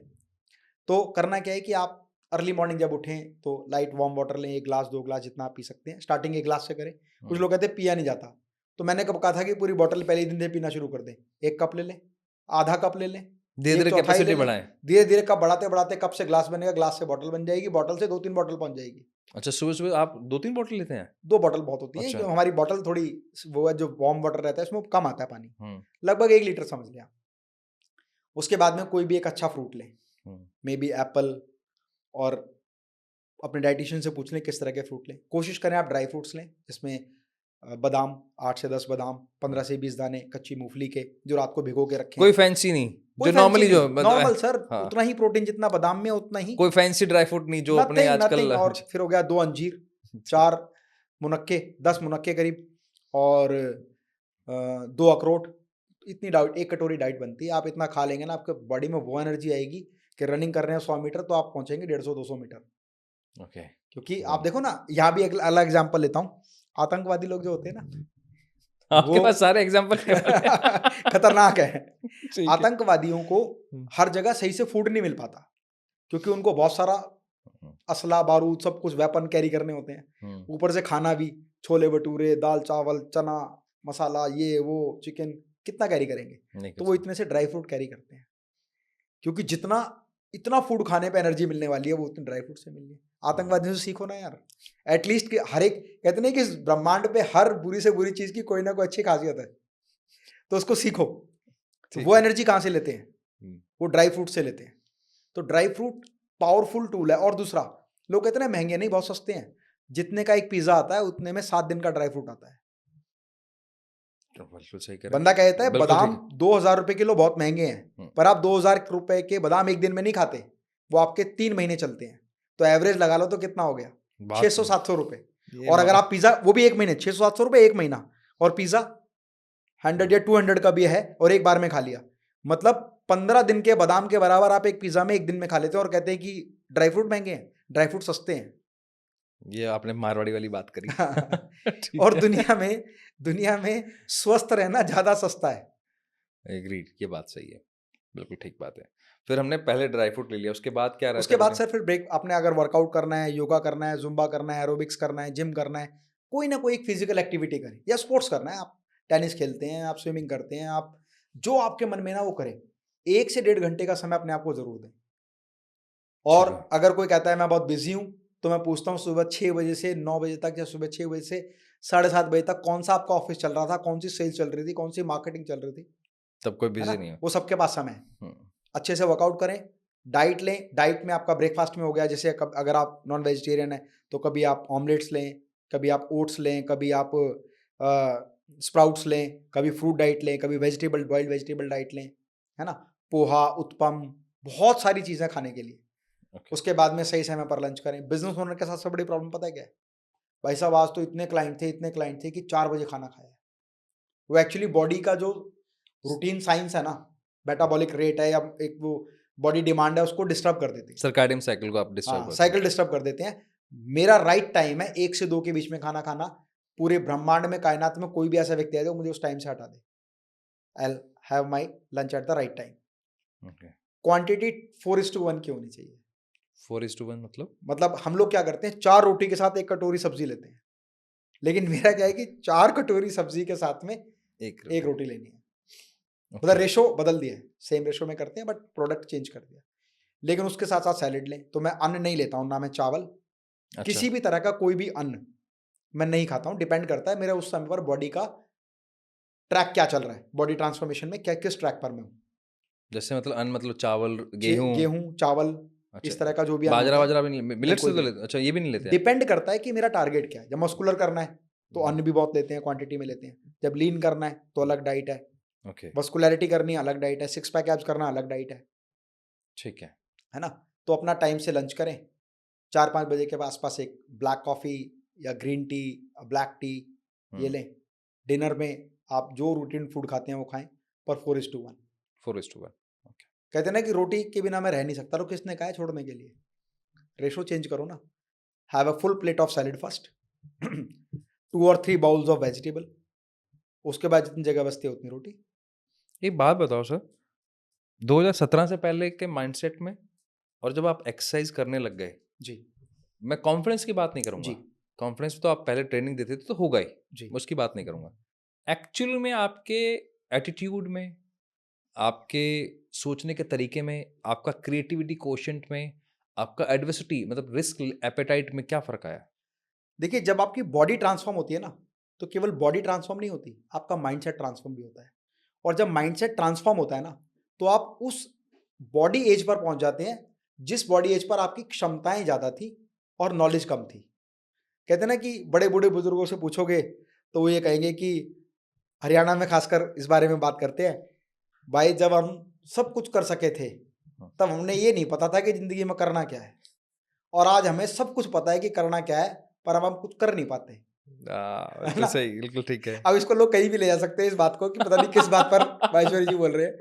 तो बूढ़े बूढ़े और एक बात और कहते हैं, भाई ये जवान छोरा घना तेज है। कहते ना कोई यंग हो बंदा हुँ, और बहुत शार्प माइंडेड हो, इंटेलिजेंट हो, प्रोग्रेसिव हो, तो भाई यो बालक जो है, किसी का भी, शर्मा जी का छोरा घना तेज है। लगा इन्हें चौपाल में बूढ़ों की चिलम भरी है। मतलब इतना समय बुजुर्गों के साथ हद बिताया है कि बॉडी तो इसकी यंग है, पर इसका एक्सपीरियंस जो है वो बड़ों के बराबर है। वाह! तो हुआ क्या, जब मैंने ट्रांसफॉर्मेशन किया ना, तो मुझे सबसे बड़ा बेनिफिट ये हुआ कि नॉलेज तो मेरी वही थी 45 साल वाली, कि बिजनेस में सारे उतार चढ़ाव देख दाख के सब कुछ समझ के, if and but, profit and loss, dispute, ये वो जो तरीके से सारे मैंने देख लिए। अब बॉडी मेरी हो गई 25 साल वाली, तो एनर्जी डबल हो गई, तो एनर्जी डबल हो गई, एक्सपीरियंस ऑलरे एक्सपीरियंस मल्टीप्लाई हो गया। ओके, तो विश्वास करें कि जिस व्यक्ति के पास जितना एक्सपीरियंस है, उससे ये बोला जाए कि उसको एक नई बॉडी में उसकी आत्मा को डाल देते हैं। एट बस द एज ऑफ 60 आपकी बॉडी में आपको बहुत एक्सपीरियंस है, बट क्षमताएं नहीं है कुछ करने की। आप वैष्णो देवी जाना चाहते हैं, घुटने काम नहीं कर रहे, हुँ, तो आपकी क्षमताएं कम है और उसका अनुभव बहुत ज्यादा है। अब उसकी आत्मा निकाल के एक ऐसे शरीर में डाल दो जो 25 साल का लड़का हो। ये फायदा मुझे हुआ कि 45 साल के युवा की का एक्सपीरियंस और आत्मा निकाल के एक नए शरीर में धारण कर दी, जिसकी एज है 25 साल के बराबर। क्या बात है! तो वो एनर्जी मुझे मिली, तो सोचो यंग लड़का हो और एनर्जी सीनियर के बराबर हो, तो हमने बूढ़ों की चिलम भरी है। तो वो चिलम भरने का फायदा ये हुआ कि उनका सानिध्य में हमने वो बातें सीखी और अपनी आत्मा को निकाल के नए शरीर में डाला। तो उस एनर्जी से उस लेवल का काम किया जिस लेवल का काम करने के बाद लोगों की या क्षमता ही नहीं बचती क्षमता है। नहीं है। मैंने ना एक रिसर्च भी पढ़ी थी क्योंकि हमारा काम यही इसी के अंदर रहते हैं। तो नॉर्मली क्या होता है कि अगर आप 30s क्रॉस करते हो जी। और अगर आप वेट लिफ्टिंग में आ जाएं या फिर फास्ट मूवमेंट वाली यानी एथलीट्स में आ जाएं तो आपके बोन से केमिकल निकलता है, उसका नाम है ऑस्टियोकैलिसिन। जी। और ऑस्टियोकैलिसिन का काम क्या है? आपके फ्रंटल कॉर्टेक्स को इतना पावरफुल बना देना कि आपकी डिसीजन मेकिंग इंप्रूव हो जाए। यस। तो अगर इस एज में कोई स्टार्टअप फाउंडर हमें मिलता है और हमें बोलता है यार मेरे को समझ में नहीं आ रहा कि क्या आगे डिसीजन लेना है, या मेरा क्रिएटिविटी क्वोशंट कम हो गया है, या मुझे कन्फ्यूजन बहुत रहते हैं, तो हम ये बोलते हैं मैं एक काम करो, आपने 7 डेज का टास्क लेना है और आपको 45 मिनट्स की रनिंग करनी है, या फिर आपको बहुत अच्छी खासी ट्रेनिंग लेते हुए पर्सनल ट्रेनर के साथ वेट लिफ्टिंग करनी है। उसको लगता है मजाक कर रहे हैं। मैं कहा मजाक नहीं करते, हम ब्रेन की बात करते हैं। तो ऑस्टियोकैलिसिन आपको हेल्प करता है नए डिसीजन यस। तरीके से लेने में। तो वो मैं उसी को कनेक्ट करना चाह रहा था, वो आपने मुझे कंफर्मेशन दे दिया, वो वैलिडेशन मिल गया। Thank you so much for that. अब आपने ना एक चीज बहुत अच्छी बोली कि यंग ब्लड हो जाता है आपका। जी। मैं चलो यंग्स की ही बात करता हूँ, यंगस्टर्स की बात करता हूँ। 2-3 सवाल बहुत आते हैं। जी। तो पहला सवाल ये है, उसके बाद मैं दूसरे पे आऊँगा। पहला सवाल ये है कि कभी-कभी यंगस्टर इतना कन्फ्यूज़ हो जाते हैं, जैसे आपका भी बेटा है, इसी एज ग्रुप की बात करूँ 20 से लेके 30 साल के ग्रुप पे। उनको समझ में नहीं आता कि किस तरह के बिज़नेस में जाना चाहिए। जी। पैशन सुनने में अच्छा लगता है, आइडेंटिफ़ाई करना उतना ही मुश्किल है और उस पे काम करना और भी मुश्किल है। सीधी-सीधी बनी वाली बात करते हैं, धंधा कैसे सोचना समझें, चाहिए कि क्या करें। क्या करना है? तो वो बताइए आप।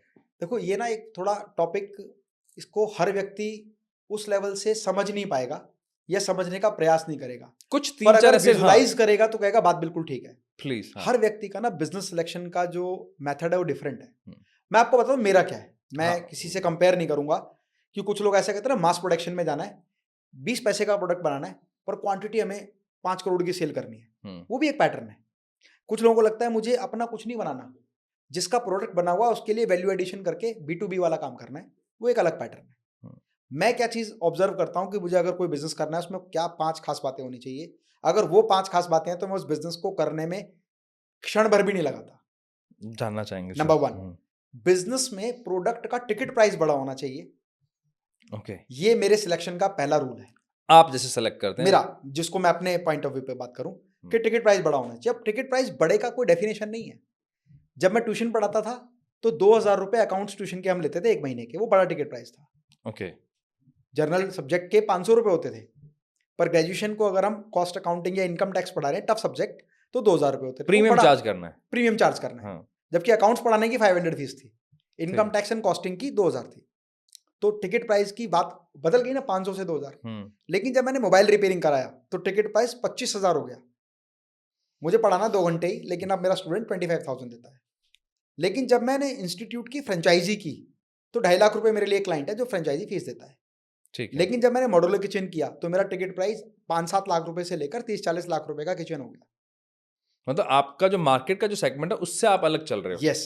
ठीक है। फिर जब मैं लिफ्ट इंडस्ट्री में आया तो मेरा बेसिक टिकट प्राइस 8 से 10 लाख रुपए है और 40-45 लाख की लिफ्ट हम बनाते हैं। हुँ, हुँ, तो टिकट प्राइस बड़ा होना चाहिए और बड़े की डेफिनेशन सबके लिए अलग है। आप जो भी काम कर रहे हैं उससे नेक्स्ट लेवल क्या है, उसका टिकट प्राइस बड़ा होना चाहिए, पहली बात मैं जो सोचता हूँ। दूसरा, वो जो प्रोडक्ट का यूजर है वो जरूरत वाली चीज के लिए उसका इस्तेमाल ना कर रहा हो, मजबूरी में, जरूरत में, अच्छा, गर्ज पड़ने पर, उसके लिए वो लग्जरी होना चाहिए या उसके लिए वो बंदा HNI होना चाहिए, हाई नेटवर्क इनकम ग्रुप का बंदा होना चाहिए, ओके। हाई नेटवर्क इंडिविजुअल होना चाहिए कि वो प्रोडक्ट मजबूरी या जरूरत के लिए नहीं, शौक के लिए खरीद रहा है। फाइन। फाइन, जैसे वो जैसे क्या फास्ट मूविंग गुड्स वाला नहीं चाहिए। जैसे एक और बात बताऊं इसको, हाँ, मान लीजिए एक बाइक है BMW की 3.5 लाख रुपए की, हुँ, उसको कौन खरीदेगा? जरूरतमंद आदमी या लग्जरी वाला आदमी, लग्ज़री वाला है ना? खरीदे, हाँ। लाइफस्टाइल के लिए खरीदेगा। और 3.5 लाख रुपए का ई रिक्शा है या ऑटो है, उसको कौन खरीदेगा? ज़रूरत एक गरीब आदमी ले दे के कमाई का जरिया बनाएगा। हुँ, हुँ, तो दोनों का टिकट प्राइस बड़ा हो गया, पर एक का क्लाइंट HNI है और एक का क्लाइंट जरूरतमंद है। हुँ, तो मेरा सिलेक्शन ये रहता है, एक तो टिकट प्राइस बड़ा हो, दूसरा जरूरतमंद आदमी ना खरीदे उसको, उसको खरीदे कौन? इसके HNI। अच्छा नहीं। तीसरा, उस प्रोडक्ट में फ्यूचर ग्रोथ पॉसिबिलिटी बहुत अच्छी हो। मतलब ये कैसे पता लगे फ्यूचर ग्रोथ पॉसिबिलिटी है?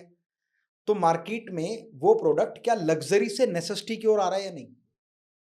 जैसे एक समय मोबाइल लग्जरी था, बड़े रिच लोग मोबाइल रखते थे, उसी टाइम पर हमने मोबाइल का काम शुरू किया, फिर आप नेसेसिटी बन गई और अब आप मजबूरी क्या, अब आपकी एक तरह से एक वायरस बन गया है मोबाइल, उसके बिना सोच ही नहीं पाते। लेकिन नीचे आने की के बावजूद मासिस तक तो पहुंच गया, बिल्कुल ठीक तो है। काम करने का दायरा बड़ा हो गया। तो वो बिजनेस लग्जरी से नेसेसिटी की तरफ कन्वर्ट हो रहा हो और मासिस तक पहुंच रहा हो और फ्यूचर ग्रोथ पॉसिबिलिटी बहुत तगड़ी हो, मतलब अब बड़ा मार्केट शेयर बहुत बड़ा होता चला जाएगा और उसमें प्लेयर अभी कम है। ये क्राइटेरिया होना चाहिए। अगला जो मैं मानता हूं, जो सभी नहीं मानते, नॉन एमआरपी बेस्ड प्रोडक्ट होना चाहिए। You are the price decider, you will decide the price of your product. तो हम लोग मॉड्यूलर किचन बनाते हैं, we design we decide the price. हम लोग लिफ्ट बनाते हैं, we decide the price. There is no comparison between two companies. As a business consultant we decide what fee we will charge. ऐसा नहीं है कि एक सब्जेक्ट की ये फीस है जी, ये मार्केट का रेट है। जैसे अकाउंट्स पढ़ा रहे हैं तो एक फिक्स रेट है, 500 रुपये फीस होती है कोचिंग की, तो एमआरपी नहीं होना चाहिए। नेक्स्ट, वो बिजनेस ना स्केलेबल होना चाहिए कि आप उसमें dealer, distributor, franchisee, C&F, super stockist, export, government के साथ, ई कॉमर्स के जरिए आप उसको एक्सपैंड कर सकें। एक्सपेंडेबल बिजनेस होना चाहिए।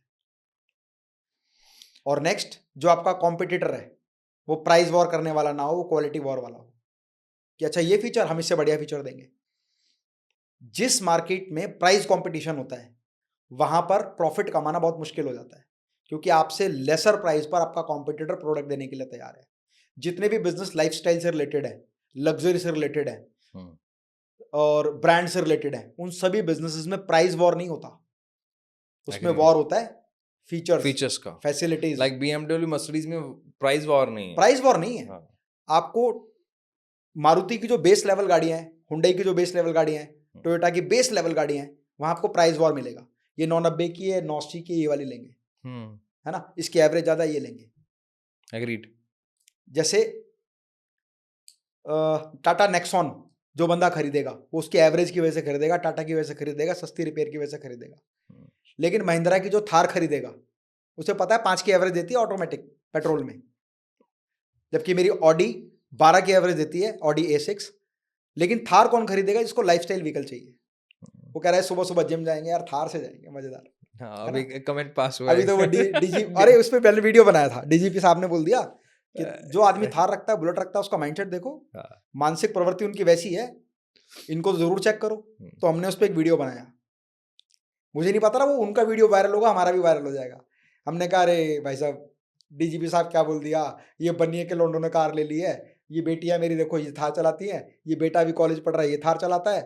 हमने बनियों के बच्चों ने तो ये सोच के कहा था कि 18-20 लाख रुपए में एक बढ़िया सी कार आ जाएगी जो लाइफस्टाइल को शो करेगी। तो भैया हाथ जोड़ के कह रहे हैं हम तो पूजा पाठ वाले बनिए हैं, व्यापारी बनिए हैं। अब कोई भैया दूसरी कार का ऑप्शन बताओ, इसी बजट में आ जाए, थार को बेचकर वही ले लेंगे। ये वीडियो मेरे सर्कल में, फ्रेंड सर्कल में बहुत वायरल हुआ। ये एक माइंडसेट बन जाता है, एक इमेज बिल्डिंग हो गई, इमेज बिल्डिंग कर दी उन्होंने यार। और मतलब मुझे क्या, लाखों लोगों को उस पर ऑब्जेक्शन रहा कि यार ये क्या बात बोल दी। मैंने तो इसलिए ली थी कि यार ठीक है मुझे ऑफ रोडिंग करनी है भाई, मैं एक बिजनेस ओनर हूँ, मैं सैटरडे संडे किसी दिन जाता हूँ, ऑफ रोडिंग करता हूँ, ऑफ रोडिंग ग्राउंड पे जाता हूँ, वहां करता हूँ। मैं कोई स्टंट थोड़ी करता हूँ थार से। मेरे बेटे को पता है कि गाड़ी में नेविगेटर के साथ साथ स्पीड लिमिट भी लगी हुई है, 60 से ऊपर तो गाड़ी चलेगी नहीं हमारी, कितना भी रेस पैडल दबा दो। ये कितना इंपॉर्टेंट, इससे एक लेसन मिलता है कि इमेज अगर बिल्ड हो जाती है, उससे बाहर आना। अब मान लो जैसे आपकी बात करें, आपके बच्चे आके बोलेंगे थार, जैसे मान लो अभी नहीं खरीदी आपने, नहीं बेटा थार नहीं लेनी, पेरेंट्स के थार नहीं लेनी बेटा, बदमाशों की गाड़ी है, तो अपनी नाक कट जाएगी। डीजीपी साहब ने बोला 20 लाख रुपए लगा के भी हर पुलिस वाला तुम्हें अगले चौराहे पे रोक लेगा। तो कितना इंपॉर्टेंट है कि आपको अपनी इमेज का कितना ध्यान रखना पड़ेगा। देखो इमेज का ध्यान रखना बहुत जरूरी है। और इसमें सबसे इंपॉर्टेंट बात यह है कि समाज जो होता है ना, समाज, एक व्यक्ति पॉडकास्ट में या सोशल मीडिया पे या सामाजिक दायरे में कितनी भी हवाबाजी कर ले, कुछ भी बोल ले कि मैं ये, मैं फलाना, मैं ढिमका, मैं तोप, मैं बम, मैं मिसाइल, मैं ब्रह्मास्त्र। समाज जो होता है ना, वो आपकी एक बैलेंस शीट बनाता है हर 3 साल में। बस उसकी खूबसूरती ये है कि वो इतना शिष्टाचारी होता है कि आपके सामने आपकी बैलेंस शीट कभी खोलता नहीं, पर आपके पीछे, आपके जानकारों में, आपके नोन लोगों में, आपके कम्युनिटी में आपकी बैलेंस शीट सबके पास खुली होती है कि पिछले 3 वर्षों में ये व्यक्ति कहाँ था, आज ये कहाँ स्टैंड करता है। पिछले 3 वर्षों में इस व्यक्ति का क्या लेवल था, आज ये कहाँ स्टैंड करता है। पिछले 3 वर्षों में ये व्यक्ति किस तरह के लोगों के साथ था, आज ये कहाँ स्टैंड करता है। पिछले 3 वर्षों में सामाजिक दायरे में इसने कितना विकास किया है और ये कितना पीछे चला गया है। यदि आप कमाएँगे तो गाड़ी खरीद के दिखाने से लोगों को दिखाई नहीं देगा। यदि आप कमाएँगे तो आप कितना भी छुपाएँगे, सबको पता चल जाएगा कि ये कितना साउंड बंदा है। तो फेयर। जो बात मैंने कही थी कि घोड़ों का राजा और हाथी का राजा, समाज बैलेंस शीट वही बनाता है, राजा दोनों ही हैं, पर उसकी बैलेंस शीट समाज बनाता है। वंडरफुल। एक बैलेंस शीट हमारा सीए बनाता है, वो फाइनेंशियल बैलेंस शीट है, पर आपके व्यक्तित्व की बैलेंस शीट समाज बनाता है और समाज उसको ऐसे सर्कुलेट करता है कि आपको कभी नहीं पता लगता। सीए जो बैलेंस शीट बनाता है वो आपको भी पता होता है और आपके डिपार्टमेंट को भी को भी पता पता होता होता है, है। बिल्कुल पर ये बिल्कुल। सामाजिक बैलेंस शीट सिर्फ समाज को पता होता है, आपके अलावा सबको पता होता है। सबको। कितनी भी हवाबाजी कर लो, इमेज बिल्डिंग केवल और केवल जो आपने किया है, जो वर्तमान में आप कर रहे हैं और जो भविष्य में आप करेंगे, उस पर निर्धारित होती है। और हर 3 साल में एक नई बैलेंस शीट आती है। यहाँ एनुअल बैलेंस शीट नहीं बनती, 3 साल की बैलेंस शीट बनती है। ये 3 साल का कॉन्सेप्ट कहाँ से आया? क्या होता है कि ज़्यादातर बिज़नेसेस में कहते हैं ना 3 साल लगते हैं। आप आज आपने बिज़नेस शुरू किया, 1000 डेज़ पहले पॉलिसी, साल हट्टी, पहले दूसरे साल, हट्टी, हाँ, दूसरे साल पंजाबी में चट्टी, बोलते तीसरे हैं हाँ, हम तो कहते हैं पहला साल उसको एस्टेब्लिश करने में लगेगा, दूसरा साल क्लाइंटेज एंड मार्केट सेटअप करने में लगेगा, जिसमें आप ब्रांड बिल्डिंग ये सब कुछ करेंगे और तीसरे साल आपकी बिज़नेस की ग्रोथ लोगों को दिखाई देने लग जाएगी। तो समाज भी वही 3 चीज़ें देखता है कि कब इसने शुरू किया था, किस लेवल तक ये ले गया और कहाँ तक ले जा सकता है। फेयर। मेरे को एक चीज़ तो समझ में आया कि आपने जो बिज़नेस को सिलेक्ट करने का आपका फ़ॉर्मूला जी। बताया। लेकिन हम थोड़ा-सा उसको और अलग लेवल पे लेके जाते हैं। एक मिडल क्लास है, जी। वो शायद इस सिनेरियो से नहीं सोच पाएगा, बिल्कुल। इतना बड़ा सेटअप शायद उसके दिमाग में भी नहीं भी होगा, आगे जाके हो सकता है। उसको कैसे शुरुआत करनी चाहिए? उसको अगर अपनी इनकम बढ़ानी है जी। और 2026 आ रहा है, उसको लगता है कि मैं अपनी फैमिली के लिए कुछ करूँ, तो वो कहाँ वो हो सकता है जॉब में, हो सकता है बिज़नेस में, जी। तो उसको क्या करना चाहिए? सबसे पहले ना एक मिथ मैं यहाँ पर दूर करता हूँ। कुछ लोगों के मन में होता है कि मिडिल फैमिली पर्सन को इनकम बढ़ानी है, तो उसके पास कितनी इन्वेस्टमेंट होनी चाहिए, ओके। है ना? ये एक प्रश्न बहुत बार रहता बहुत है बार, कि हाँ। मिडिल फैमिली मैन को इनकम बढ़ानी है, तो उसके पास एक लिमिटेशन है इन्वेस्टमेंट की। हुँ। 5 से 6 लाख रुपए में एक पनवाड़ी की दुकान खुलती है। एक किराना स्टोर भी नहीं खुलता अच्छा सा। आप इस बात को मानते हैं? अगर आपको 20 बाई 20 का स्पेस दे दिया जाए, सिर्फ 10,000 रुपए रेंट पर और बोल दो कि माल भर लो इसमें किराने का, हुँ। तब भी आपके 15-20 लाख रुपए लग जाएँगे। 5 से 6 लाख रुपए में एक अच्छी 6 बाई 6, 8 बाई 8 की पनवाड़ी की दुकान खुलती है। तो बात इन्वेस्टमेंट की नहीं है, बात है माइंडसेट की। और अगर आपको प्रॉपर्टी कंसल्टिंग का बिज़नेस करना है तो 5-6 लाख भी नहीं लगते हैं। हाँ, उसमें क्या आपकी नॉलेज लगेगी। लेकिन आपका प्रोडक्ट टिकट प्राइस क्या हो गया? करोड़ों रुपए का। हुँ। पहली बात माइंडसेट की है, इन्वेस्टमेंट की नहीं है। और अगर इससे भी बड़े बिज़नेसेस करने हैं, तो 5-6 लाख भी नहीं लगते हैं। जैसे फॉर एग्जांपल मेरा एक लिफ्ट का बिज़नेस है हुँ। And someone is interested to start the business of lift. Either he should or she should have a investment of 5 to 10 crore rupees. हुँ।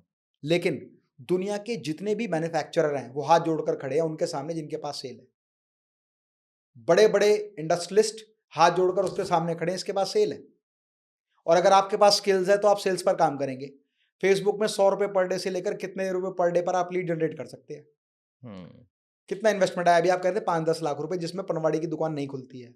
और मैं बात कर रहा हूँ एक ऐसे बिजनेस की जिसका टिकट प्राइस 10-12 लाख रुपए है, जिस इंडस्ट्री को लगाने के लिए 5 करोड़ 10 करोड़ रुपए लगते हैं। और आपने क्या किया? उस इंडस्ट्री से एसोसिएशन किया कि sir I would like to be your associate partner. हम लोग ऑनलाइन लीड जनरेट करेंगे, आप थोड़ी ट्रेनिंग देंगे तो हम प्रोडक्ट के बारे में कंज्यूमर को बताएंगे। उस कंज्यूमर को आपके प्लांट पर विजिट कराएंगे या शोरूम पर विजिट कराएंगे। आप लोग डील करेंगे, डील क्लोज होगी तो उसका इंसेंटिव या परसेंटेज या प्रॉफिट मार्जिन लेंगे। अब यहाँ पर तो 10-12 लाख रुपए भी नहीं लगे। सही बात है। लीड जनरेशन में 100 रुपए पर डे में 10-12 लीड आ जाती हैं।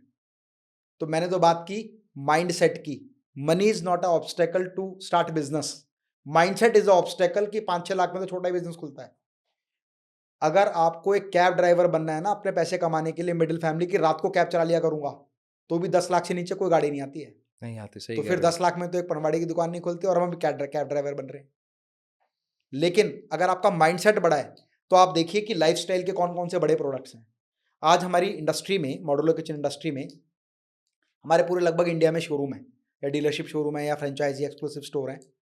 तो इतने सारे लोग जो आर्किटेक्ट हैं, इंटीरियर डिजाइनर हैं, बिल्डर हैं, कॉन्ट्रैक्टर हैं, वो सब लोग एसोसिएशन ही तो करते हैं सही कि बात sir you have modular kitchen and I have clients.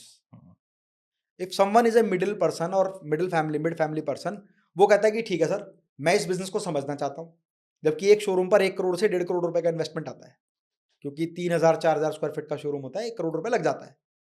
वो बिना 1 करोड़ रुपए लगाए शोरूम ओनर के पास जाता है और कहता है sir I want to be associate partner and I will generate leads. तो कितने रुपए पर डे? 100 रुपये पर डे, मतलब 3,000 रुपये महीने में आप वो काम कर सकते हो. उसका टिकट प्राइस 10 लाख रुपए, 20 लाख रुपए. It's all about mindset. That's all about mindset. That doesn't matter how much money you have. और मैं कहता हूं कि 3,000 रुपये भी नहीं है. वो कहता है कि ठीक है कि सर मुझे इस बिजनेस को करना है, और किसी के पास भी जाकर अगर हम कहते हैं I want to become your associate partner and I will generate lead for you, will you supply me material, give me the training. कहेगा भाई साहब सेल्स किंग है आप, आपके सामने हाथ जोड़कर खड़े. एक बंदा मुझे आके बोल दे सर मैं 10 लिफ्ट लगवा सकता हूँ, मैं हाथ जोड़ के मैं खड़ा हो जाऊंगा खुद. सर आप मेरी सीट पर बैठिए. मेरी 10 लिफ्ट का मतलब 1 करोड़ का बिजनेस हो गया. अब वो बंदे को करना क्या है? किसी भी कंपनी जिसका बिजनेस आप करना चाहते हैं उनसे बातचीत करो, उनसे प्रोडक्ट कैटलॉग, ब्रोशर, इंफॉर्मेशन, किस तरह के क्लाइंट हैं, क्या मार्केट सेगमेंट है, कहाँ प्रोडक्ट बिकता है, क्या कंज्यूमर को मेरे को बताना है ऑन टेलीकॉलिंग. टेलीकॉलर भी तो यही काम करता है. फेसबुक ऐड चलाओ यार, 100 रुपये पर डे से लेकर 500 रुपये पर डे, जो आपका रिस्क एपेटाइट है. अभी हम 10 लाख की 5 लाख की बात कर रहे हैं, तो रिस्क एपेटाइट कितना हो गया? 15,000 हो गया. 500 रुपये पर डे से 15,000 में 150-200 लीड आती हैं. आप राइट कम्युनिकेशन करो, शोरूम पर विजिट कराओ, क्लाइंट से डील करवाओ और अपना income low. That is also income. That is part of income.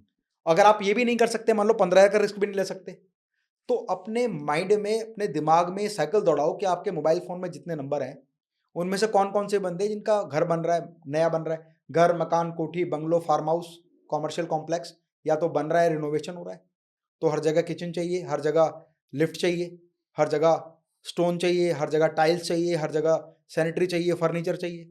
सबसे करो ना एसोसिएशन. अल्टीमेटली अगर आपको बिजनेस करना है तो आपको कम से कम उस तरह का माइंडसेट तो बनाना आपको पड़ेगा. बन नहीं पाता ना सर. जेब में है 2 लाख, तो मैं ऐसे कैसे बिजनेस की बात कर लूं जिसमें 10 करोड़ इन्वेस्ट होगा? तो मैं सोचूंगा ही उसके आसपास का बिजनेस. 2 लाख में क्या खुल सकता है? 2 लाख में यार एक ईएमआई पे कैब लेके ड्राइवर को दे देता हूँ, तो मेरे को वो 3,000 रुपये पर डे कमाएगा, इतनी मेरी ईएमआई भर जाएगी, तो मुझे 1,000 रुपये पर डे बचेंगे, 30,000 रुपये बच गए. पता लगा कैब ड्राइवर को गाड़ी खरीद के दी है, उसने गाड़ी एक्सीडेंट मार दी, सारा नुकसान हो और गया. 15 लाख का लोन आपको भरना है. माइंडसेट मतलब आपके सर्कल के लोग और कौन ये है? माइंडसेट कैसे बनाएं, आपको क्या लगता बिल्कुल है? सिंपल है. देखिए माइंडसेट बनाने के लिए आपको उस कम्युनिटी में बैठना पड़ेगा. अब वो कम्युनिटी कहाँ से मिलेगी? आपको पता है कि बिजनेस या किसी भी इंडस्ट्री में ऊपर के लेवल के लोग नीचे के लेवल को आने ही नहीं देते हैं. एक एंट्री बैरियर लगा हुआ है. बट गवर्नमेंट ऑफ इंडिया ने ऐसा सिस्टम बनाया है कि आप किसी भी एंट्री बैरियर को तोड़कर कहीं भी घुस सकते हैं. जैसे PhD chamber of commerce, chamber of industry, chamber of import export, private organisations की बात करूं, बीएनआई, राउंड टेबल, सहायक बिजनेस ग्रुप, बीटी, जीतो जेंट्स का जो है, और भी सामाजिक संस्थाओं की बात करूं तो बिजनेस एसोसिएशंस बनी हुई है बहुत सारी. आप कोई भी मेंबर बन सकते हैं, कहीं भी मेंबरशिप ले सकते हैं. गवर्नमेंट ऑफ इंडिया की पीएचडी चैम्बर ऑफ कॉमर्स की 15,000 रुपये 1 साल की मेंबरशिप है. आपको कुछ नहीं करना, 15,000 देने हैं. वो जब मीटिंग होगी आपको बुलाएंगे, आप सभी उन बिजनेस ओनर के बीच में बैठ जाएंगे जो कहेगा मेरा 5 करोड़ का है, मेरा 10 करोड़ का है, मेरा 50 करोड़ का है. जिसको समझ में आता है उससे नेटवर्क डेवलप करो, उसके बिजनेस में जाओ, उनसे कहो सर मेरे पास लीड्स हैं, मेरे पास डेटा है, can you support me? Every business owner will shake hand with you if you will say I have a lead. कहाँ लगे सर इन्वेस्टमेंट? 1 साल में 15,000 रुपए लगे हैं. सोचने का तरीका है ये, मतलब ये कितना सही तरीका है. आपको ट्रेनिंग नहीं लेनी, कुछ नहीं करना, आप वहाँ पे अपने आप ट्रेनिंग लेंगे तो ऑब्वियसली ज़्यादा बेनिफिट होगा साथ साथ, लेकिन एक अपने एसोसिएशन चेंज कर लिया बिल्कुल, तो आपका माइंडसेट चेंज हो गया. Yes, absolutely true. तो मुझे जो बिजनेस करना होता है, मैं उस इंडस्ट्री की जो एसोसिएशन है, मैं कुछ भी नहीं करता. पता है मुझे अगर कोई नया बिजनेस करना है, फॉर एग्जाम्पल मुझे टेक्सटाइल में जाना है, तो मैं कहाँ ढूंढूं, किससे बात करूं, किससे क्या पूछूं, किससे कहूं कि ये ट्रेनिंग दे दो, प्रोडक्ट दे दो, सप्लाई कहाँ से आएगी, क्या मुझे करना ही क्या है?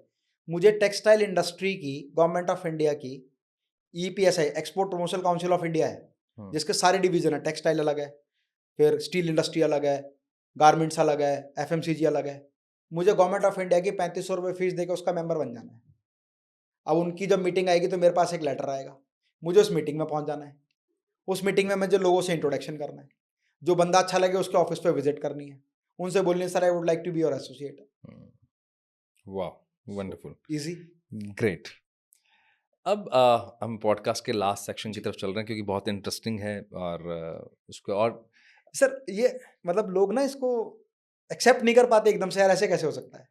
मैं इसलिए सब कर पा रहा हूँ क्योंकि मैं खुद ट्रेनिंग में हूँ, खुद मैंने लोगों को ट्रांसफॉर्म होते हुए देखा जी। है। और हमारे पॉडकास्ट पे जब बहुत सारे लोग आते हैं ना, तो हमारा पर्पस क्या होता है, ऑडियंस तक क्या लेके जाएं, जी रियल केस स्टडी लेके जाएं, जिससे जी। मैं जब आपका इंट्रोडक्शन होगा तब मैं जब जब हम बात करेंगे इसके बारे में, तो पता लगता है कि यार रियल केस स्टडी जिसने अपने आप को ट्रांसफॉर्म किया हो या उतना अचीव किया हो, जी तब उसे बोलते हैं पीक परफॉर्मेंस। और सर हम मैं तो आपसे आपके चैनल के माध्यम से रिक्वेस्ट करूंगा कि हो सकता है एज अ पॉडकास्ट में मैं एज अ स्पीकर आया हूँ, बात कर रहा हूँ, आपके साथ डिस्कस कर रहा हूँ। I would like to invite you to my industry way you will come to know कि यार जो बंदा बोल के गया था ना, कम से कम उसका 2% तो है ही यहाँ पर सब कुछ। I'd like to show you how we manufacture modular kitchen, how we manufacture these all kind of lifts, how we manufacture for LEDs for the government and PSU departments. अभी तो नेशनल हाईवे भी मेरे पास आया है। इसके अलावा Okay. Kotak Mahindra bank, जितने भी LEDs आप देखते हैं कोटक महिंद्रा के, इंडसइंड बैंक का भी मेरा डील हुआ है। ओके, और इस तरह से हम लोग जो कर रहे हैं वो चीज़ देखेंगे तो और मज़ा आएगा। तभी बोलते हैं पैसे को पैसा खींचता है। जब आप अपना नेटवर्क चेंज करते हो, अपना माइंडसेट चेंज करते हो, कंप्लीटली एग्री। अच्छा, दो चीज़ें इसमें पूछनी है, वो मुझे ऑडियंस के लिए पूछनी बहुत ज़रूरी जी है। आप जब बैठते हैं अपने बच्चों के साथ, जी। क्योंकि आपके बच्चे उसी एज के हैं जिस एज में अभी हमारा यंग इंडिया है, हाँ, जेनजीज वो की आपने बात 20 से 30 बोला, वो पूरा है। बेटा हाँ, वो 20, बट एक 23, एक 25। बस है। तो क्या आप उनको एडवाइस देना चाहेंगे या क्या ये बोलेंगे कि ये नहीं किया तो बहुत कुछ स्टेक पे जाएगा जी। और ये कर लिया तो कोई रोक नहीं सकता? मैं सच बताऊँ आपको बात, मैं अपने बच्चों को कभी एडवाइस ही नहीं देता। ओके। मैं क्या करता हूँ, मेरा पैटर्न बिल्कुल डिफरेंट है। मैंने आपको कहा ना, बेटी से मैंने ये नहीं कहा कि बेटा ट्रांसफॉर्म करो। हम्म। बेटी से मैंने कहा हस्बैंड कैसा चाहिए, तो उसने सारी डिज़ायर बता दी। मैंने कहा उसकी भी बेटा सेम डिज़ायर होगी। अब मैंने कुछ नहीं कहा ना। मेरा बेटा जब हमारी फैमिली में ना, हमने ये शुरुआत से डिसाइड नहीं, मतलब बाय चांस ऐसा हुआ कि एक बेटी ने कॉमर्स, एक ने आर्ट्स, एक ने साइंस, ओके। तीनों अलग-अलग स्ट्रीम में। हम्म। एक जुडिशरी में जाएगी। तो जुडिशरी में जाने की चाहत कैसे पैदा की मैंने? मेरे सर्कल के जितने लोग हैं, एसडीएम हैं, आईपीएस ऑफिसर हैं, आईएएस ऑफिसर्स हैं, उनके सर्कल के थ्रू जब भी हम अपनी डिनर पार्टी में जाते थे, तो मैं उनको उसको ऐसी जगह बिठाता था जहाँ पर मेट्रोपॉलिटन मैजिस्ट्रेट बैठा हुआ है या जज बैठे हुए हैं वहाँ पर, इस तरह की लॉबी के जो लोग हैं। तो वो देखती थी कि यार एक आईएएस ऑफिसर की लाइफ अलग है, एक आईपीएस की अलग है, एक जज की अलग है। फिर उसको रियल लाइफ एक्सपीरियंस कराने के लिए मैंने अपने सर्कल, क्योंकि देखिए जब आप आगे बढ़ते सर्कल बन जाता है, तो मैंने अपने बच्चों को इंटर्नशिप कराई। The one day that is called, ये कोई यूट्यूब पर नहीं है, कोई इन्फॉर्मेशन नहीं है, और पहली बार किसी पॉडकास्ट में ये बात बता रहा हूँ, सिर्फ मेरे लोग जानते हैं जो मुझे ऑफलाइन जानते हैं। मैंने अपने बच्चों को ना वन डे इंटर्नशिप कराई। One day internship in different different industry. तो एक बार मेरी बेटी बोली कि डैडी यूपीएससी करके ना आईपीएस ऑफिसर बनेंगे तो मजा आ जाएगा, क्योंकि मेरा एक फ्रेंड डिप्टी कमिश्नर है, तो सारी फैसिलिटीज और सब ऑरा और सब दल बल अस्त्र शस्त्र सब वो देखती है। तो मैंने उनको फ़ोन किया, मैंने कहा भाई ऐसा है कि आपकी भतीजी ना एक मतलब रिसर्च कर रही है, तो उसमें a day with IPS officer उसको करना है। मैंने यार कोई बात नहीं, भेज देना बेटे को। तो वो बेटी एक दिन उनके साथ रही, सुबह ऑफिस से लेकर शाम तक। शी वॉज वेरी इंस्पायर्ड कि daddy I would like to be IPS officer. क्या ऑरा होता है, डिप्टी कमिश्नर के सामने एसीपी सैल्यूट कर रहा है, फिर एसएचओ सैल्यूट कर रहा है, और एसएचओ जैसे एसीपी लेवल के बंदे तो गिड़गिड़ाते हैं उनके सामने, हाथ पैर कांपते हैं, बॉटल रखते हैं तो सोचते हैं आवाज़ ना कर दें। तो मैंने कहा अच्छा है, बहुत बढ़िया है। फिर एक दिन मैंने उसको एसडीएम के साथ, एक मेरे फ्रेंड है संजय मिष्ठा जी, मैंने कहा भैया आपके साथ ना एक दिन बेटी अ डे विद एसडीएम करना चाहती है, कोई रिकॉर्ड कुछ नहीं कहेंगे, वन डे वो आपका ऑब्जर्वेशन करेगी कि भाई क्या लाइफस्टाइल होता है। तो एक दिन वहाँ नहीं करे, डैडी एसीपी डीसीपी तो कुछ नहीं, एसडीएम तो राजा होता है। फिर एक मेरे फ्रेंड है, मैंने उनसे कहा कि यार कोई जज हैं जिनके साथ मैं सिंगल डे इंटर्नशिप कराऊं? उन्होंने कहा हाँ मेरे ऐसे फ्रेंड है। मैंने वन डे जज के साथ, फिर एक दिन लॉयर के साथ, क्योंकि भाई जज बनेंगे तो पहले लॉयर बनना पड़ेगा। फिर एक दिन कॉर्पोरेट बिजनेस लेडी के साथ, मेरे एक बैच के पार्टिसिपेंट थे। मैंने कहा मैडम आप आज आपके साथ बेटी रहेगी, वो फुल डे आपको ऑब्जर्व करेगी। फिर एक दिन एक स्मॉल स्केल बिजनेस ओनर के साथ की, उसकी बेटी भी वर्किंग है, आपको वहाँ काम करना है। 15 डेज 15 इंटर्नशिप। वाह। मैंने उसको ये नहीं कहा कि तुम्हें ये करना है, ये करना है, ये करना है, ये करना है। मैंने कहा ये 15 डिपार्टमेंट मैंने तरीके के अलग अलग job profile, business profile, professional profile में आपको भेजा choose as per your choice, either learning by doing. Learning by doing, and she decided I would like to be a जज, क्योंकि ये एसीपी हो या डीसीपी हो या एसडीएम हो या ये हो या ये हो, ये सब जाके कोर्ट में ऐसे खड़े होते हैं। एंड शी सेड कि daddy I have to do this.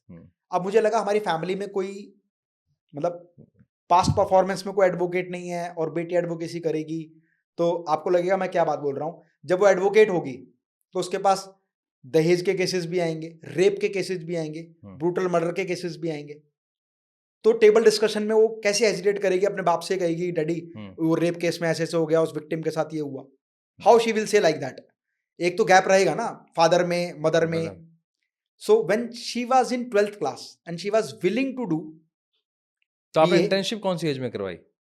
12th के बाद, सबकी 12th के बाद शुरू हो गई थी। कॉलेज आए थे, कॉलेज की छुट्टियां होती हैं तब से। So I decided to get admission in LLB when she was in 12th। आपने एडमिशन लिया? बुंदेलखंड यूनिवर्सिटी से मैंने LLB में एडमिशन लिया। ओके। ताकि जब वो बोले तो उसको हेजिटेशन ना हो कि जिस लॉ पर हम बात कर रहे हैं, जिस कॉन्सेप्ट पे हम बात कर रहे हैं, ओवर द पीरियड। क्योंकि जब आप कुछ करते हैं तो आप समाज को बताते हैं, अरे मैं तो लॉ कर रहा हूँ, अरे मैं तो लॉ फर्स्ट ईयर का एग्जाम दे दिया, अरे मैं तो लॉ सेकंड ईयर में हूँ। धीरे धीरे मैंने देखा कि इसका प्रभाव ना, दुष्प्रभाव व्यापार पे पड़ने लगा। अरे यार वकील आदमी है, टेढ़ा बंदा है। अच्छा। You got my mind. So I dropped. After the exam of second year, I dropped. And I said to my wife, now you should join LLB. तो चौधरी चरण सिंह यूनिवर्सिटी में जब मैंने सेकेंड ईयर कर लिया तो मुझे समझ में आ गया कि इसका दुष्प्रभाव मेरे व्यापार पे आएगा, क्योंकि वकीलों से कोई बिजनेस नहीं करना चाहता, चाहे वो सज्जन पुरुष क्यों ना हो। ट्रू। ठीक है। तो इमेज, मैंने अगेन इमेज। बेटी मेरी आ गई सेकेंड ईयर में, BA सेकेंड ईयर में। तो मैंने वाइफ को बोला आप LLB में एडमिशन लो, क्योंकि नेक्स्ट ईयर ये LLB करेगी तो आप उसके सीनियर बन जाओगे। अब मेरी वाइफ ने जो एडमिशन लिया तो फर्स्ट ईयर और सेकंड ईयर का सारा सब्जेक्ट मैंने उसको पढ़ाया। कॉन्ट्रैक्ट लॉ मैंने पढ़ाया, लॉ विधि मैंने उसको पढ़ाई, और बाकी सब्जेक्ट जो मैंने पढ़े थे वो मैंने पढ़ा दिए उनको। अब वाइफ के पास और मेरे पास एक डिस्कशन हो गया कि रोज रात को बात कर रहे हैं, तो वो वाला एग्जाम कैसा हुआ, वो लॉ कैसा हुआ, ये कैसा हुआ। इन बिटवीन बेटी ने ग्रेजुएशन कंप्लीट किया और फिर दिल्ली यूनिवर्सिटी का कॉमन एंट्रेंस टेस्ट जो होता है उसने क्रैक किया एंड शी गॉट एडमिशन।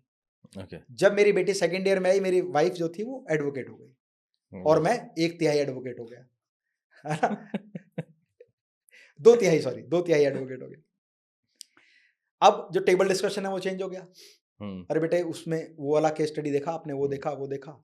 अब उस सर्कल को चेंज करने के लिए मेरे पास जितने सर्कल के एडवोकेट्स थे वो सबके साथ बेटी का पॉडकास्ट कराया। अच्छा। एक सीनियर एडवोकेट एक फ्रेशर को या यंगस्टर को एंटरटेन नहीं करेगा, बिल्कुल नहीं करेगा, लेकिन पॉडकास्ट पे करेगा। लेकिन पॉडकास्ट में वो अपना सबसे बेस्ट कंटेंट उसको देके जाएगा। एग्रीड। शी वाज थिंकिंग कि डैडी मैं करूं क्या। मैंने कहा देख पहले तो अपना सिलेबस रिवाइज करने के लिए क्या करेगी कि नोट्स बनाऊंगी और पढ़ूंगी। मैंने कहा नहीं, वीडियो बना। एक वीडियो में तू 5-6 बार रीटेक लेगी क्योंकि अभी तू फर्स्ट टाइम बना रही है।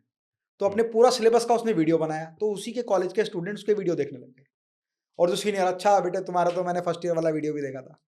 अब सीनियर को बोलते हैं कि advocate Pragati Gupta and sir मेरा चैनल, अरे हाँ हाँ आपकी वीडियोस देखी है सर, आपके साथ एक पॉडकास्ट करना है। अगर वो कई बार कहते हैं कि ठीक है बताएंगे, तो सर वो actually doctor Amit Maheshwari is my father, इनके साथ पॉडकास्ट करना है। वो कहते चल ठीक है 1.5-2 मिलियन है ना, इनके साथ करते हैं। अब मेरे साथ आए हैं कि साथ में एक और एडवोकेट है, तो she is getting opportunity to talk with top most level के लोगों के साथ, सीनियर जजेस, senior advocates, attorney general, metropolitan magistrates. तो मैंने उसको उस लॉबी में काम करने का एक ट्रैक बताया कि बेटा ऐसे काम होगा। Wow, fine. तो she crack the exam of this supreme court of India law clerkship. Okay. But she decide to do the practice, क्योंकि उस वहां पर जाने के बाद आप अपनी सोशल प्रोफाइल नहीं कर सकते क्योंकि जजमेंट्स आपको लिखने हैं। तो शी सेड कि नहीं डैडी मुझे ना कॉर्पोरेट लॉ में प्रैक्टिस करनी है। ठीक है। तो मैंने वाइफ को बोला कॉर्पोरेट लॉ की प्रैक्टिस के साथ में जो सपोर्टिंग प्रैक्टिस है वो IPR की, इंटेलेक्चुअल प्रॉपर्टी। ठीक है। तो उनको प्रैक्टिस करने के लिए टॉप मोस्ट कंपनीज के CEOs के साथ मैंने पॉडकास्ट किया, ट्यूनिंग की, और मैडम को उनके साथ इंटर्नशिप कराई।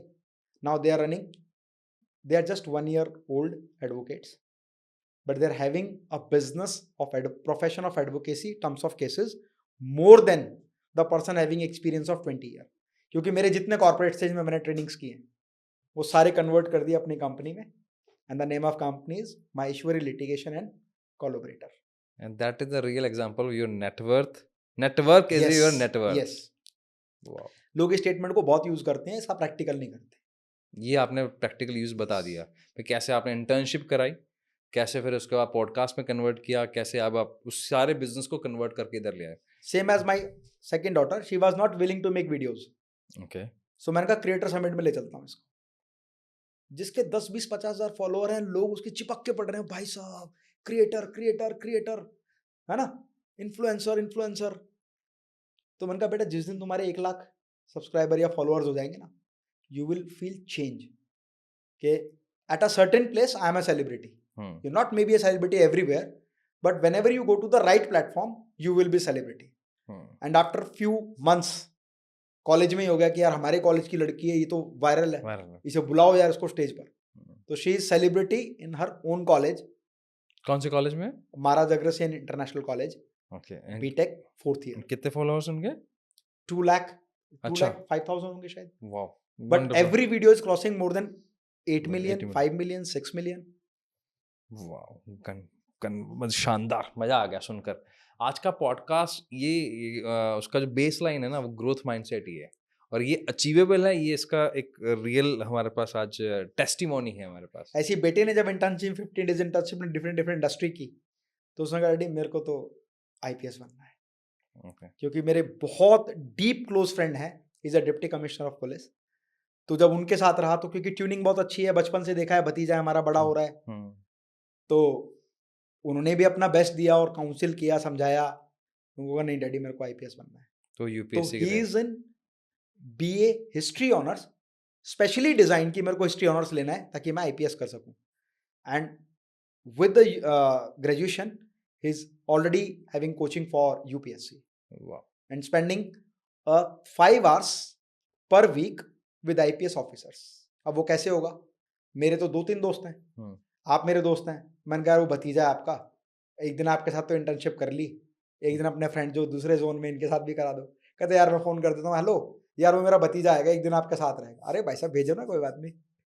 तो जहाँ बंदा पहुँच नहीं सकता वहाँ आपका नेटवर्क पहुँच सकता है। वो कौन सी ऐड थी? वोडाफोन की ऐड थी।